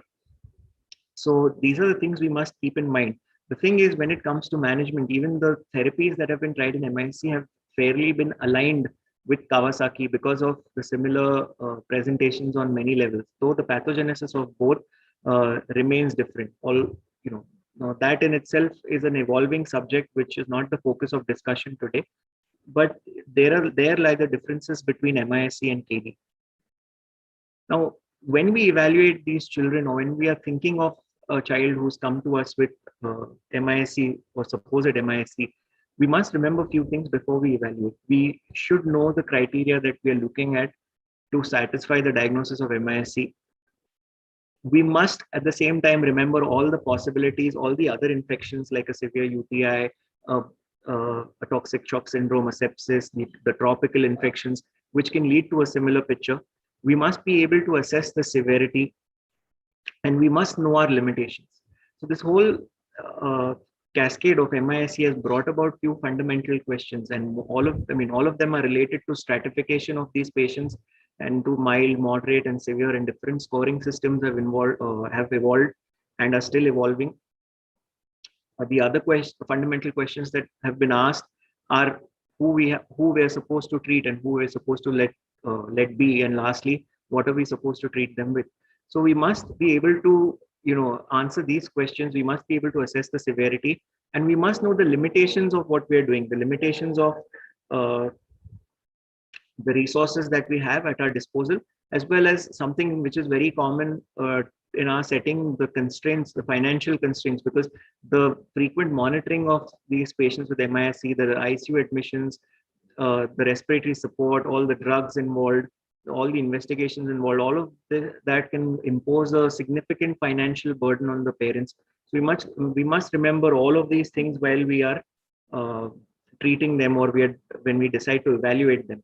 So many algorithms are available online now. Many of the centers, CDC itself, American College of Rheumatology, Italian Group of Rheumatology, they've all come up with their own algorithms to diagnose MIC, and they've all come with two separate tiers of investigations where on initial suspicion only a few set of investigations are done, and if the child looks like he's worsening or if he's falling into those investigations positively, then the next set of investigations are done.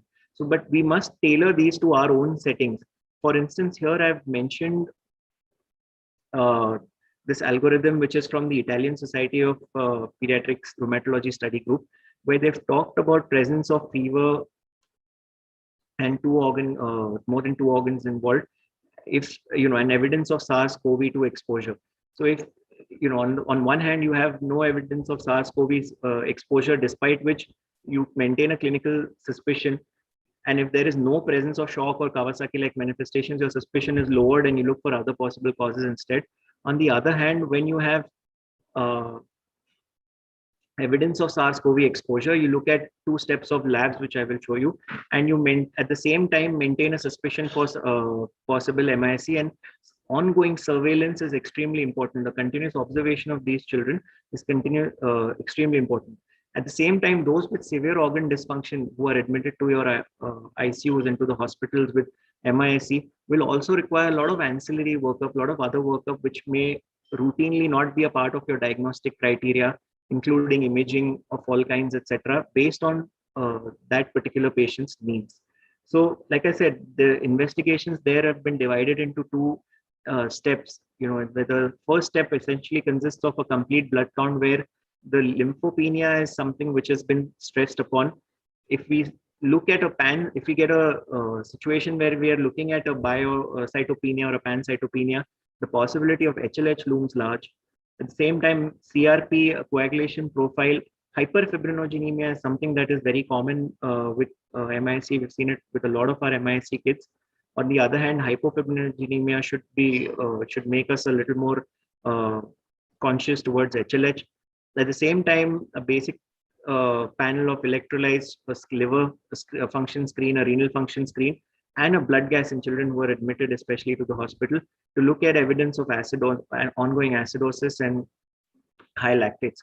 So this is the first step or first year of investigations. And if you get parameters that are fitting into your diagnostic criteria, and the child seems to be following in the direction of worsening or looking more and more like MISC with the clinical features, then you have to look at further detailed evaluation based on what kind of manifestations you are looking at, where you will look at all the other acute phase reactants. You'll look at procalcitonin and ESR, LDH, all of those things. And children who have cardiac involvement, you'll look at possible high troponin or pro-BNP levels, which will help you to rule out presence of myocarditis.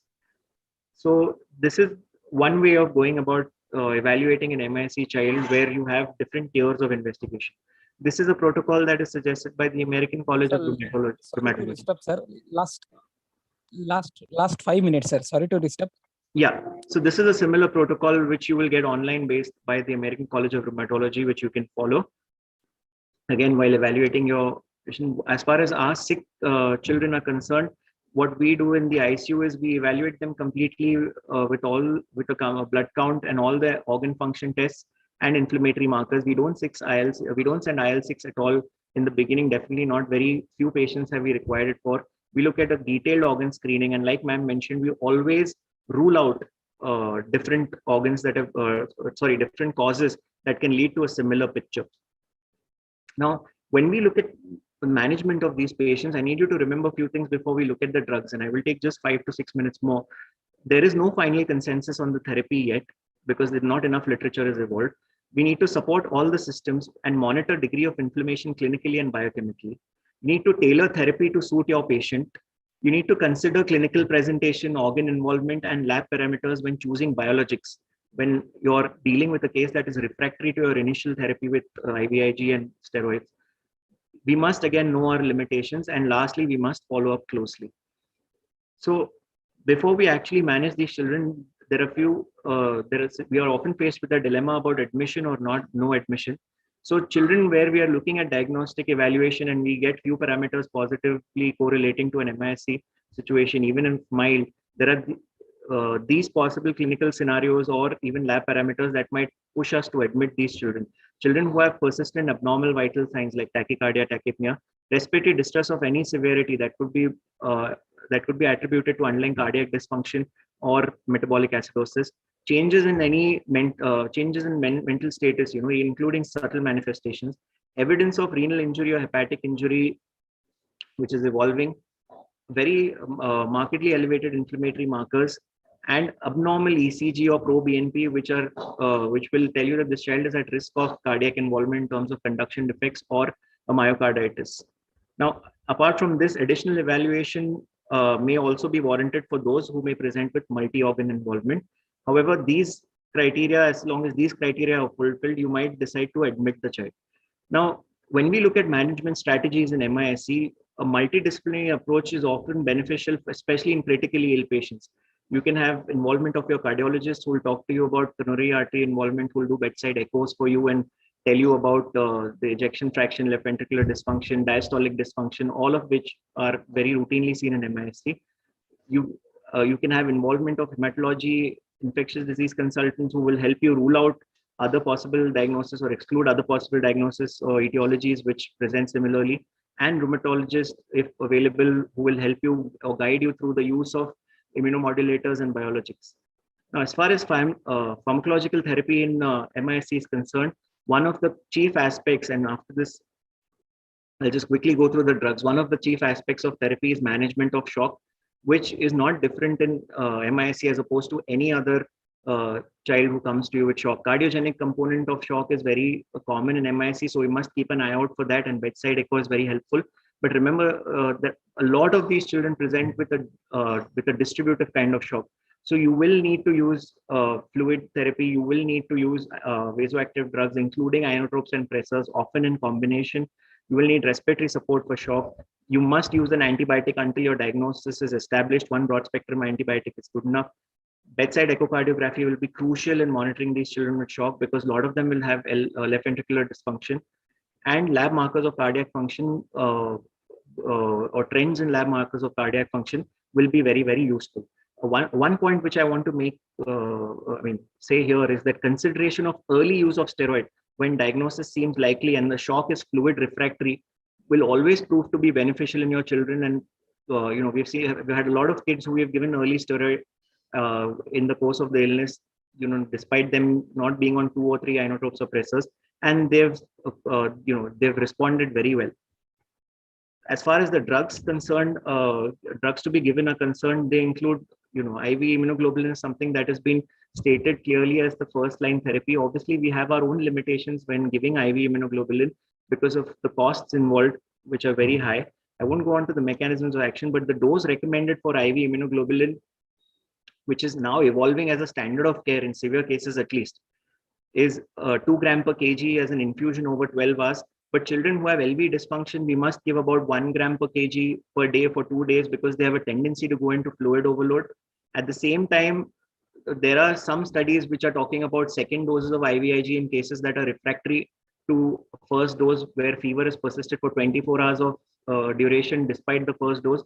But large doses of IVIG are risky. I mean, cost-wise, obviously they're really not feasible, but they're risky because they can lead to hemolytic anemia and further chances with fluid overload.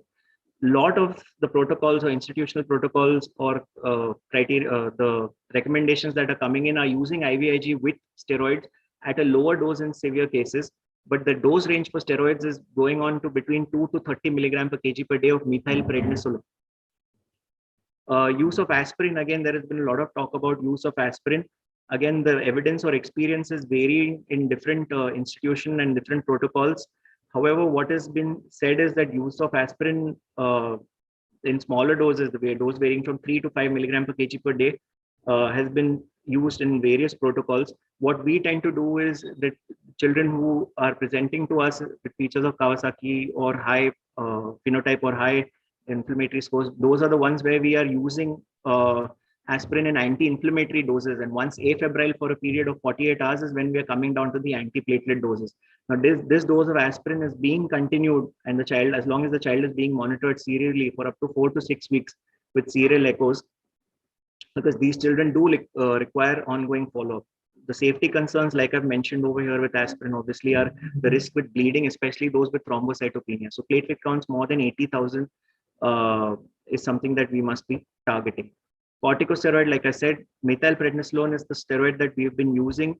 The only place that I've read of dexamethasone in MISC is where we are talking about a CNS involvement or an HLH kind of picture, is where dexamethasone 10 milligram per meter square is being used. But doses ranging from 2 to 30 milligram per kg per day have been reported in various institutional protocols. What we do is we used a simple 10 milligram per kg per day for 3 to 5 days in our severe cases, and then switch to oral steroids, which have been continued for 4 to 6 weeks with gradual tapering.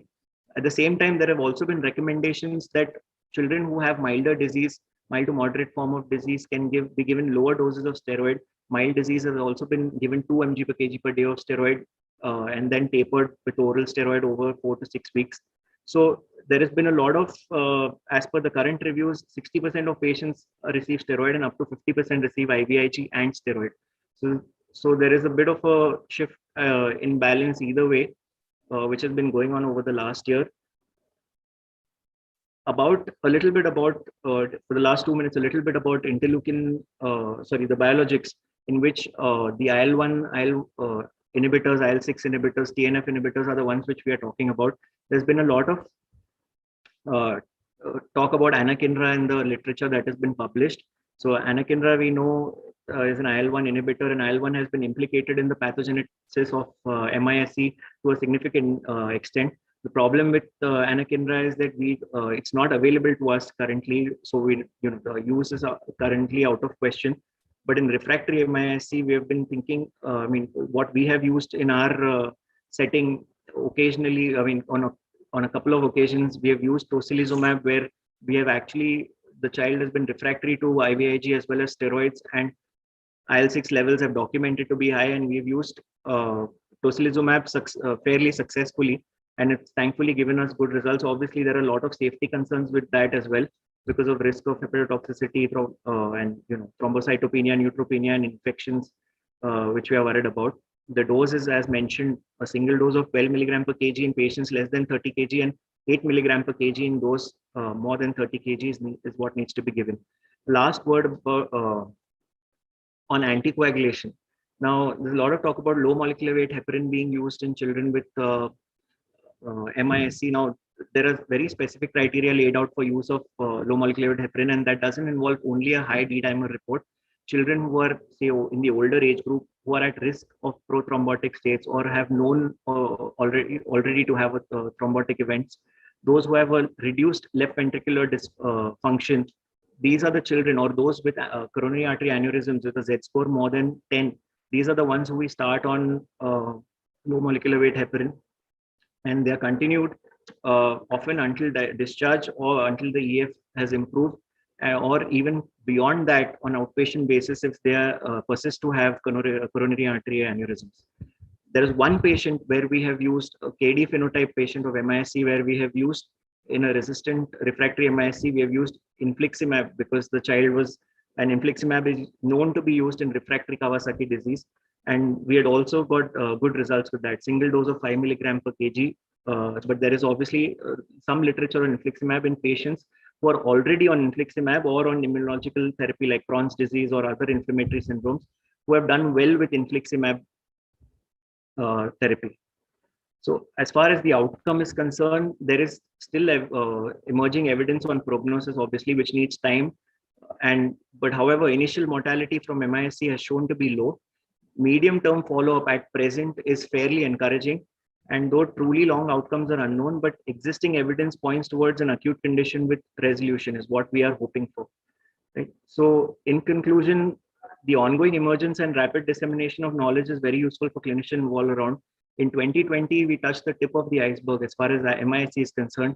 Today, we know a little bit more, but the illness is evolving rapidly, and so is the evidence. And I'm sure in the next 3 to 4 years' time, we will be far wiser and be managing these cases much more vigilantly. Thank you. Thank you very much. Thank you, Dr. Bhakti.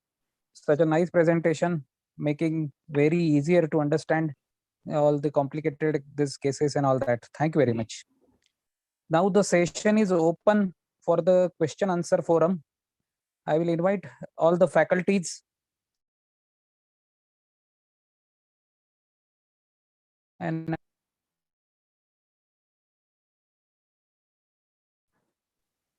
Dr. Yevle.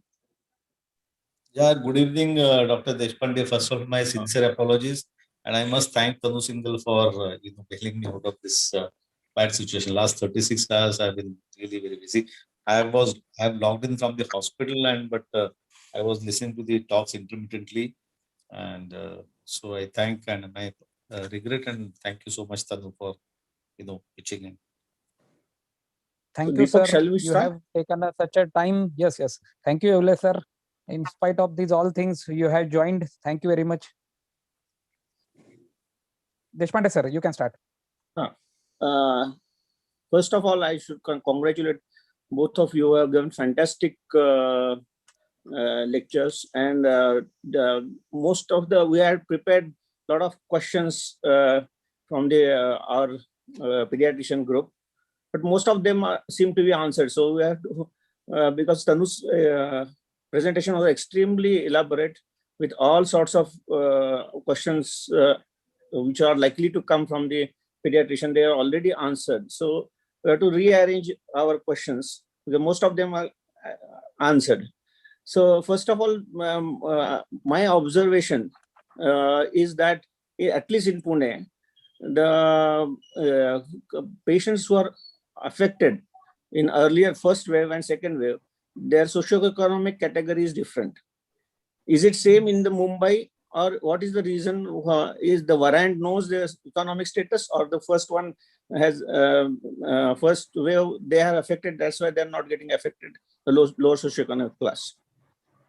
Yeah, it is same here that basically this second wave is affecting more people of the middle class and the upper middle class.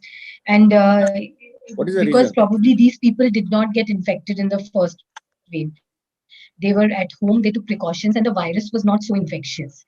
Whereas people who were in the lower socioeconomic status, they all got infected and they got immune. And while there may be a variant virus circulating, still previous infection does seem to offer protection against this variant. Because otherwise, we would be seeing a lot of reinfections, which we are not. So Okay. that I feel is the same, that these people who were not infected the first time are now infected. There are some questions in the chat box. Is the CT scoring, that CT scan scoring, not the CT on the RT-PCR, is same for the adults as in pediatrics? Yeah, it is the same because the software which they use is the same, which elaborates it, which calculates it. Okay. Then there is one question or more of a suggestion from Dr. Kinikar, madam. She is managing the Sassoon COVID unit. Her observation is basically that there are more of a in second wave there is more of a RT-PCR positive with myocarditis and hypertension with cytokine markers high in the second wave, and they are responding to IVIG. That is her observation. Many are coming with meningitis. So any take on that? Yeah, so when you have a child who comes with these kind of manifestations, now first you will have to decide whether this is acute COVID or this is MISC. Because, many patients with MISC will also have this RT-PCR positive. Because they were infected 1 month ago and the RT-PCR is positive. So how are we going to differentiate between the two is a little difficult. But basically, if you have predominant lung involvement, then it means it's acute COVID. Because in MISC, lungs are relatively spared. You don't see the thing. So that is one way. But so if you are thinking this is acute COVID which is causing this problem, then you would offer, but then for all these other manifestations, you would give steroids and IVIG, even if it was acute COVID. Just Okay. interrupting, ma'am. Sorry, the COVID antibodies are negative in that case. COVID antibodies are negative, so that means this is acute COVID only, because most of the patients with MISC would be antibody positive. And that is why I said that you can have any patient, you have to warn the people who have fever to not only for breathing difficulty, but also other organ dysfunction, because it may, like even in adults, we see that they come with encephalitis or they come with encephalopathy or a GI presentation. The same thing. The only thing is that in adults, whenever we saw myocarditis, we saw it in association with respiratory involvement. So they also had GGOs in the CT, they were hypoxic, and then coexistent, they had myocarditis. Okay. And at least with whatever experience I have in adults, we have treated these people only with steroids. We've not given IVIG in this setting. When they came with an acute COVID illness with myocarditis, and they seemed to do well with the steroids, they had rapid recovery in the cardiac function. Madhu, can I make an observation here? See, one most important thing that all of us must remember is whether that detection of RT-PCR antibody is causally related to the condition that you are saying. Very often, not very often, I would say, sometimes it could be just a coincidentally detected positivity. Last 15 days or so, we saw about 7 to 8 patients. Like we had a child who came with fever of 3-4 days duration, and typically with hyperinflammation features, a very high CRP, high ferritin, and the child had both the PCR and antibody positive. This child's grandparents had COVID illness, mild symptomatic COVID illness, about 2 to 3 weeks back. So this child perhaps was had fever for about 4 or 5 days, and there was a dilemma of whether to call it infectious or non-infectious because the antibodies had already appeared in the circulation. So that was one thing. Uh, we saw a case where the child's RT-PCR was positive. Child had very high fever. Child had all the evidence of hyperinflation, CRP of 400 plus, high ferritin, and this child turned out to be acute pyelonephritis. And we were about to give him IVIG, and there were talks about giving steroids also. This child, his cardiac. So you are not. So this was just acute pyelonephritis. We had an 11-year. You're getting muted, sir. Yeah, we had an 11-year-old child who came with fever of short duration, was delirious, had altered sensorium, and we did a lumbar puncture. It showed some 300 odd cells, but the CSF sugar blood sugar ratio was not altered. And child didn't, of course, 11-year-old child unlikely to be pyogenic meningitis.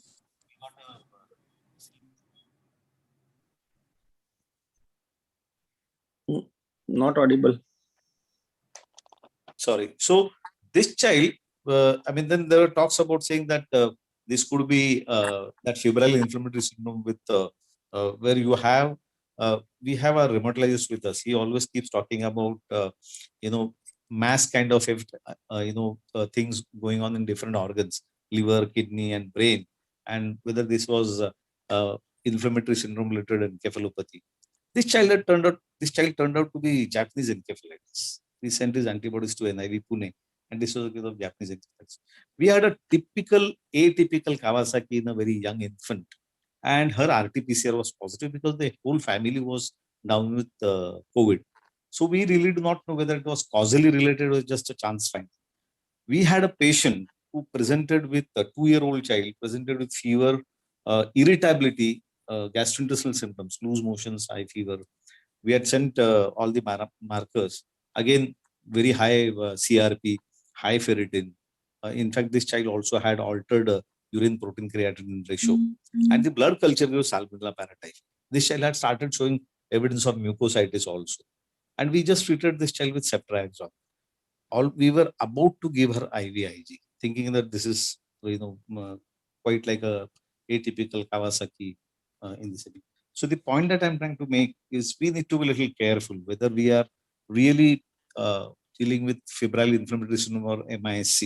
A lot of usual pediatric illnesses have started appearing again. If you look at the evolution in last 1 year, last February, we were seeing all sorts of pediatric illnesses. The OPDs were full. The practice was as usual. March came the lockdown. Post-March, the pediatric practice was almost brought down to almost 5 to 10% of what it was.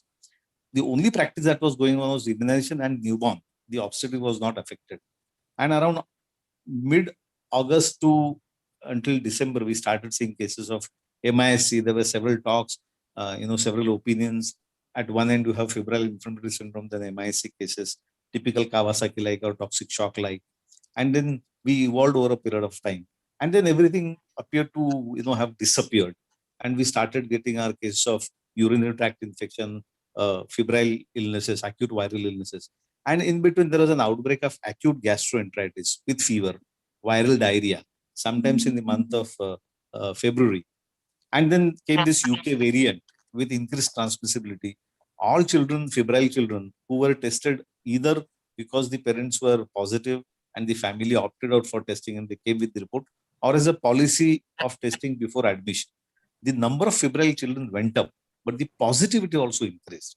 And as Tanu said, this probably that variant which has increased transmissibility and it is affecting more of pediatric population. And today I read somewhere that more than 60% of the samples are showing that double mutation, which again has increased transmissibility.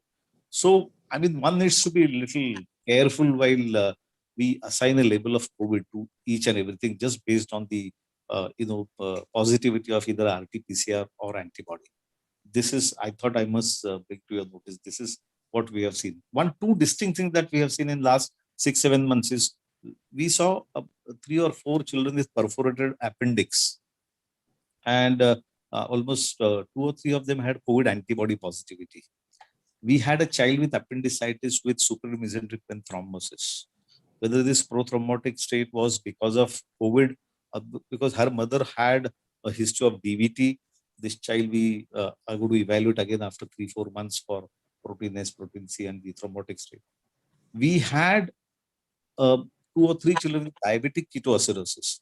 Again, their antibody RT-PCR, one of them had RT-PCR positivity, the other child had COVID antibody positivity. So it's only with time we'll realize whether it is just a chance association or there is causality behind all this. I thought I would make these observations. Tanu would like to know your comments on this. Have you seen similar kind of thing at your end, and even Dr. Bhakti?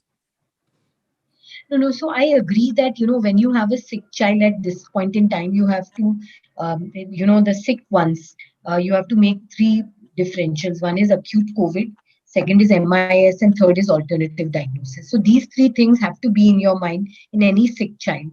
And you have to differentiate, you have to do all the investigations to try and bracket them into one of the 3. And we must understand that there's a lot of overlap in all the 3 things, because the inflammatory markers remain high in all the 3 illnesses: severe acute COVID, MIS, and severe bacterial infection. All of them will have high CRP, high IL-6, high D-dimer. And nowadays people think that if D-dimer or IL-6 is high, it means it's COVID or MIS. But remember that D-dimer and IL-6, we were not measuring in bacterial sepsis. Absolutely. Those were the conditions where you actually see D-dimer and IL-6 maybe in thousands, unlike in COVID where you see it in 200, 300. So I agree with what Dr. Bhakti, Dr. Vevle said, that you have to differentiate between the 3 illnesses. One more observation which I want to make is that as far as MIS is concerned, steroids seem to do better than IVIG. In fact, there's a randomized controlled trial in UK which has compared IVIG with steroids, because IVIG is very expensive.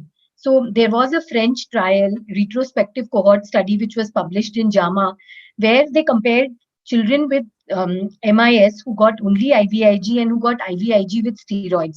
And they found that those who got IVIG with steroids had better outcomes as compared to those who got IVIG alone.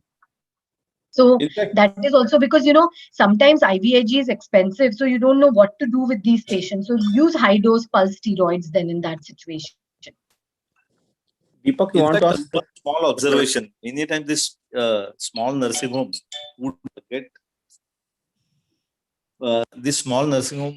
patients of febrile inflammatory syndromes, and if the child has myocarditis or tachycardia, tender hepatomegaly, and your rest of the investigations are yet to come, and there is a transfer required to a higher center, and there is a lot of difficulty in getting a bed at such higher centers.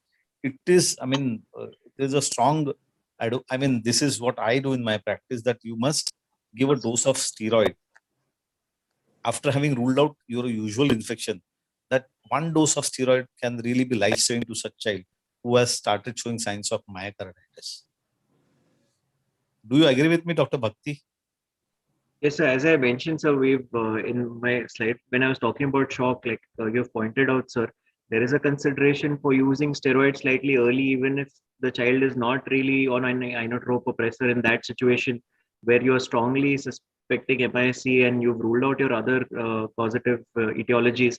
So despite the shock, you've not started on inotropes, you've not looked at that catecholamine refractory shock that we know of, but the early use of steroids, and we've seen a lot of children revert.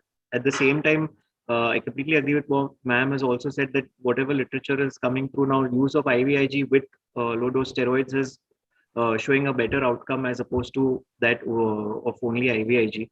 So a lot of these sick cases, like I pointed, the severe ones receive IVIG and steroids. IVIG for us, a major limiting factor, like I said, is the cost. So using sick children where we don't have access to IVIG, using pulse dose steroids is a good idea, and for about 3 to 5 days, then taper it off. And if we can get our hands on any IVIG, then nothing like it.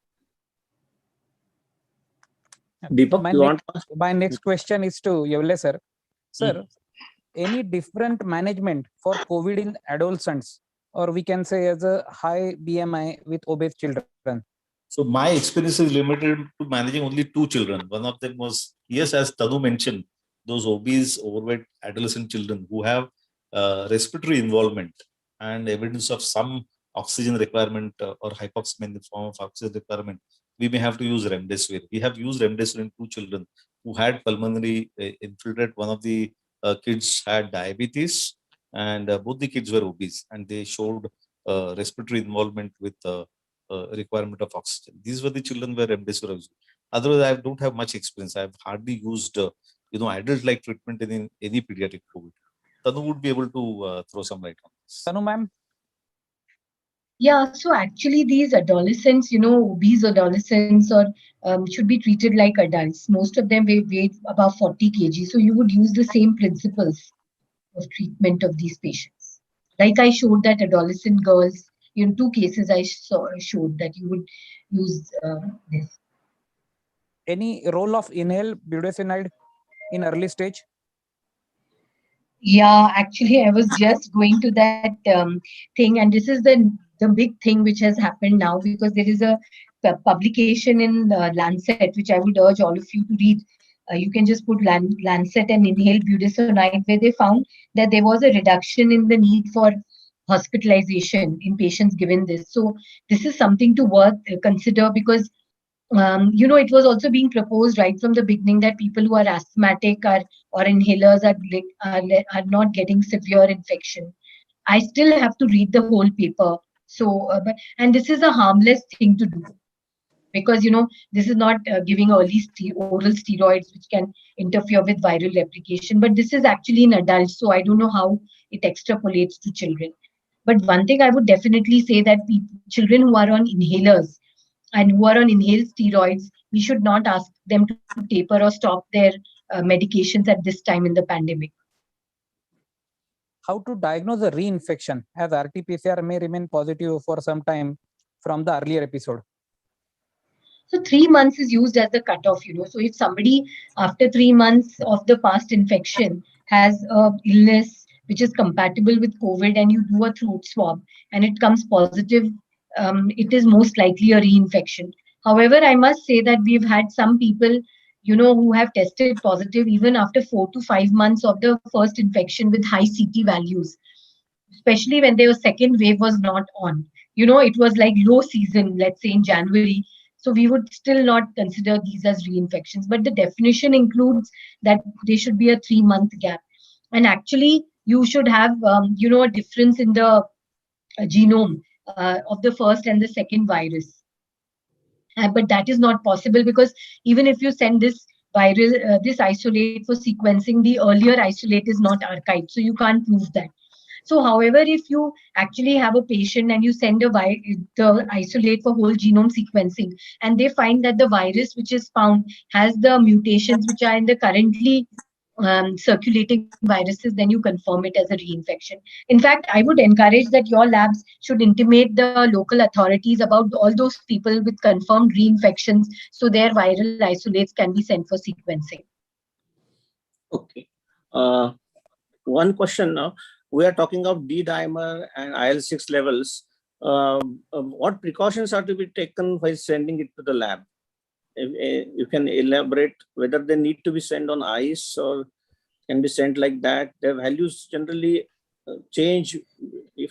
So IL-6 has no role to play really. I mean, why we shouldn't be doing IL-6 at all? Because so D-dimers also, the most important thing is that clotting should not happen, because if you have a patient in whom the blood partially clots, the D-dimer can come high. So that is why if you have a patient where otherwise the patient is stable and their high inflammatory markers are not high, and your D-dimer comes very high, then you should think that there's been an error and repeat it. Dr. Bhakti, would you like to add to that? I completely agree. As far as IL-6 levels are concerned, we have also not done them routinely at all. In the few patients who have been refractory to our initial therapy with steroids and IVIG, those are situations where we have managed to document an IL-6 where we have actually considered the use of another biologic, or based on the phenotype, we have decided what to go ahead with it. Those are the situations where we've been divided. We had one child with a Kawasaki disease shock syndrome like situation where he had significant left ventricular dysfunction, all the features of Kawasaki, similar age group, etc. And IVIG had not worked. We had tried steroids. That's when we documented IL-6, but IL-6 was also not elevated, so it didn't help us in any way. And we ended up with a situation where we used infliximab as a part of resistant KD treatment, and he responded beautifully to that. So there is a bit of confusion there in that sense. I mean, we've had situations where we've used tocilizumab in 3 children where IL-6 levels were higher, but we did them only after the initial first 3 to 5 days where we've managed them with our first line therapy with IVIG and steroids, and they've remained refractory. In fact, one of them had even gone on to deteriorate significantly. So those patients did fairly well. We were lucky, I'd say, that they did well and they responded and the illness reverted. But apart from that, we have not really seen any real benefit of routinely sending IL-6 levels. And also, please remember, IL-6 is not needed for any OPD patient.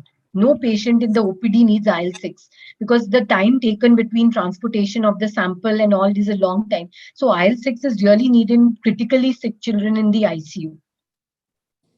Bhakti sir, continuing with this, is it mandatory to have a COVID antibody status as a positive for the diagnosis of MISC? And another along with that, any cross reaction of dengue test with COVID antibody test? So to answer your first question, if you look at the diagnostic criteria, looking at the current epidemiological scenario and history of any contact with COVID positive patients, even with a negative serology, we might still go on to anticipate the diagnosis of MISC as long as the other criteria are met, and we have successfully excluded other bacterial infections and tropical infections which would present similarly, all those scenarios that were just discussed. We may still consider the presence of a multisystem inflammatory syndrome is what I would say. And for the second question, I think there have been reports that have talked about cross-reactivity between dengue antibodies. I think even in the outset of the pandemic last year, I think during April, May, there were reports about cross-reactivity between dengue antibodies and COVID antibodies, if I'm not mistaken. No, they were not true cross reactions. I just want to add to that. See, many people were coming, they were doing dengue IgM, they were doing dengue IgG. So it's possible that, you have dengue IgM positive because of an infection which you had 1 year ago. So that is not like a real cross reactivity. So that is why, people say that MISC plus dengue coexisting with each other, coming with fever and all that. So it is usually, in the current situation, it is MIS only, and the dengue IgM is a false positive because you have to look at hemo concentration and other things, capillary leak. If those things are not happening, it is most likely MISC. Any role of Montelukast regarding MISC? No. No, sir, we've never used. Any role of that inhaled NO that is coming in WhatsApp University? Inhaled NO, that some paper has nasal NO spray. Sanitize trial. Have you gone through it or? No, it is basically they found that the viral load was reduced, but what it actually happens to the person is not there, as far as I understand, that it reduced the viral load. So maybe it may be of some benefit in reducing transmission.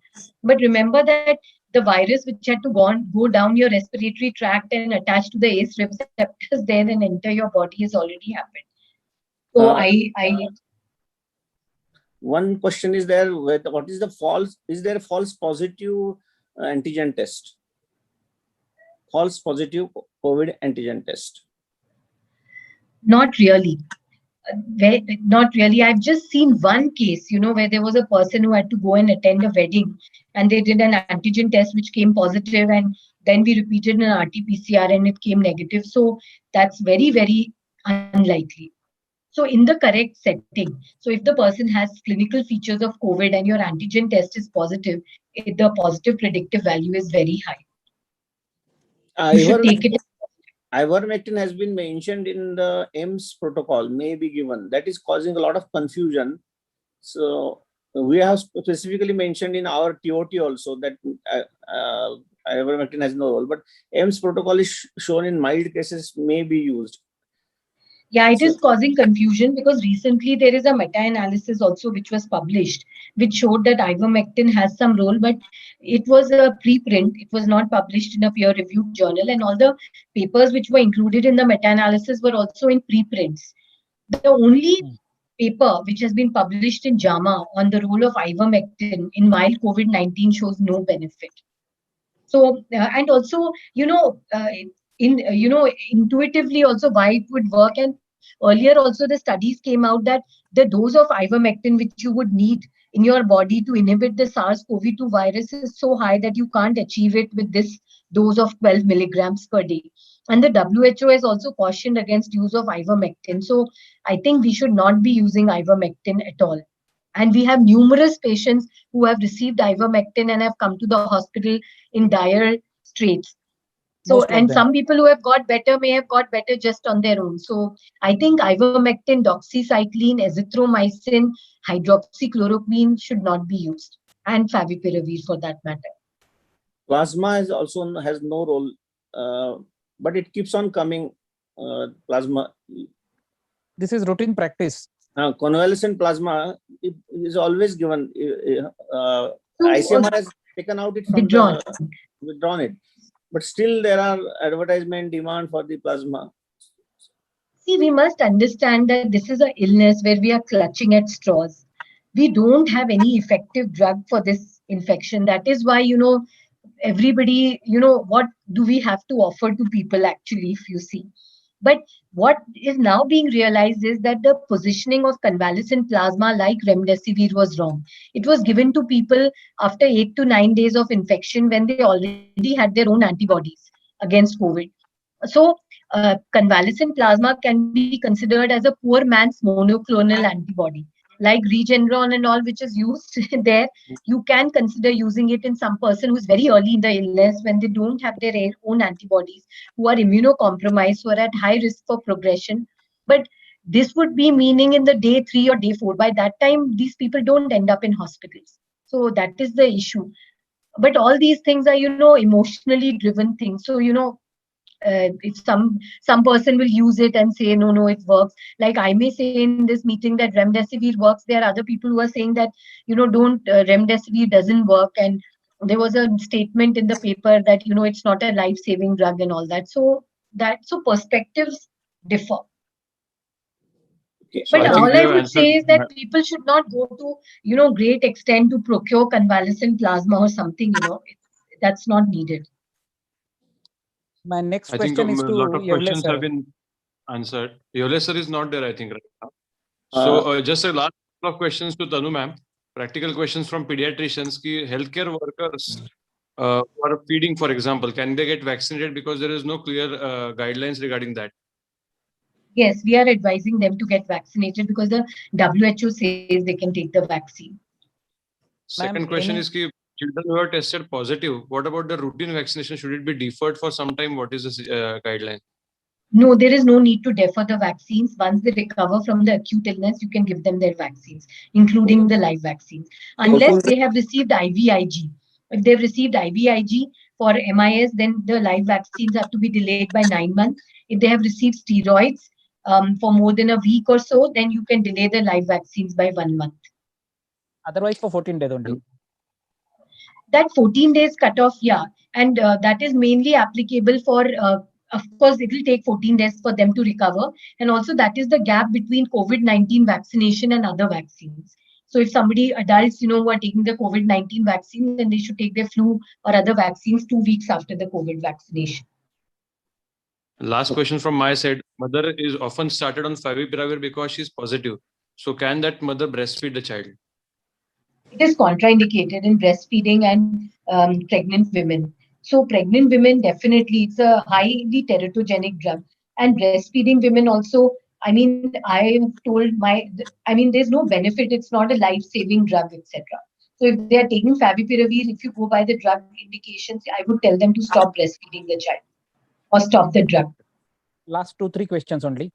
Can 2 different vaccines should we get? Suppose we have get a Covishield first and no availability of that. So should we go for Covaxin?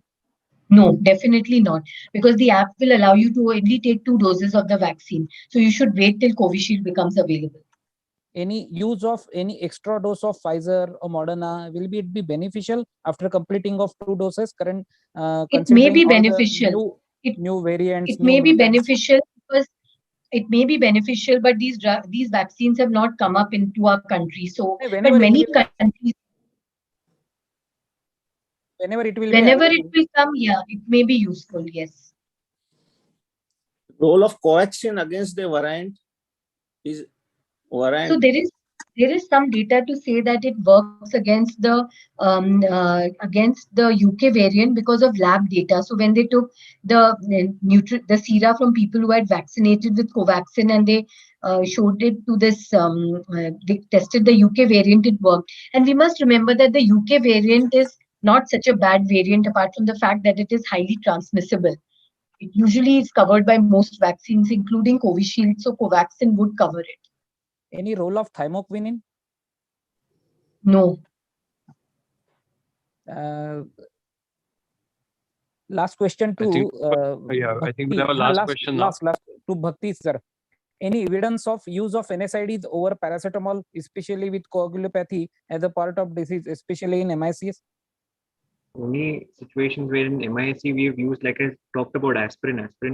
We've used it in situations where we are looking at Kawasaki phenotype, or we're looking at presence of coronary artery aneurysm where the inflammation is extremely high or coronary artery dilatation is present. That's where we are looking at using aspirin, and we initially tend to use it in anti-inflammatory doses which are higher, and then after 48 hours of afebrile period is when we move towards a antiplatelet dose, which is continued for a longer duration for at least 4 to 6 weeks while the child is monitored serially with lab parameters of including inflammatory markers as well as echocardiographic evaluation, which is ongoing. Apart from that, no other NSAIDs in particular that we would be discussing. As far as paracetamol is concerned, basically it's just treatment for fever and nothing else over there to mention. What about indigenous mutant evading RT-PCR? No data so far. But I feel that one of the reasons why the PCR tests are not picking up is maybe because of the burden on the lab. Lots and lots of samples, and the cost has come down so much. The government has Very put the true. cost down, so I don't know how much primer they are using, how much other things they are using. Okay. Thank you very much, ma'am. Such a nice presentation, and you have cleared all the doubts which are very much needed in current situation. Thank you once again. Thank you, Bhakti sir, also. Thank you very much. Thank you, DigiShield, for providing such a platform. And thank you all delegates. In spite of such a late night, everyone is attending very actively. Thank you, Dr. Anand Deshpande sir. Thank you, Pramod Kulkarni sir. Thank you, Sanjay Nathu sir. Thank you, Dr. Parag Gaikwad sir. Thank you, all of you. Thank you. Tanu madam, thank you for patiently taking all the questions in spite of being such a late hour. Thanks a lot, ma'am. Thank you, ma'am. Hope to come to Pune soon. Yeah. That variant Hi. lecture was very, very fantastic. Yeah. Thank you. Thank you. It cleared all the doubts, really. It cleared all the doubts. Now it's easy to practice with this all information. But it seems that the COVID will continue for n number of years. Looking at the, I don't think so. I mean, important maybe it take is home message. wishful thinking. Important take home message: unnecessarily don't admit, don't use remdesivir, and don't do RT-PCR in such a situation currently. Absolutely. Absolutely. They're most of the patients, children that we are seeing, the parents just need reassurance.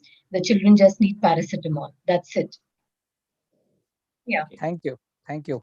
I declared today's topic is over. Thank you. Thank you, everyone, again. Thank you very much. Thank you, sir. Thank you. Thank you, Bhakti. Thank you, ma'am. Bhakti, thank you. Thank you, sir. Piyush, I think we can wind up. All right, sir. Thank you, Deepak. Thank you, Deshpande sir. Thank you all of you.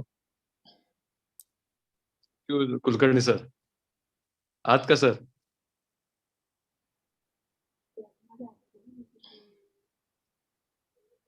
आहे बाबा. Thank you so much. छान झालं, एकदम छान झालं. Very nice. Yes sir. Sir चालेल, भेटूयात sir, बोलूयात. चलो Yes. दीपक. चलो बाय. Good night. चलो, सी यू. Good night.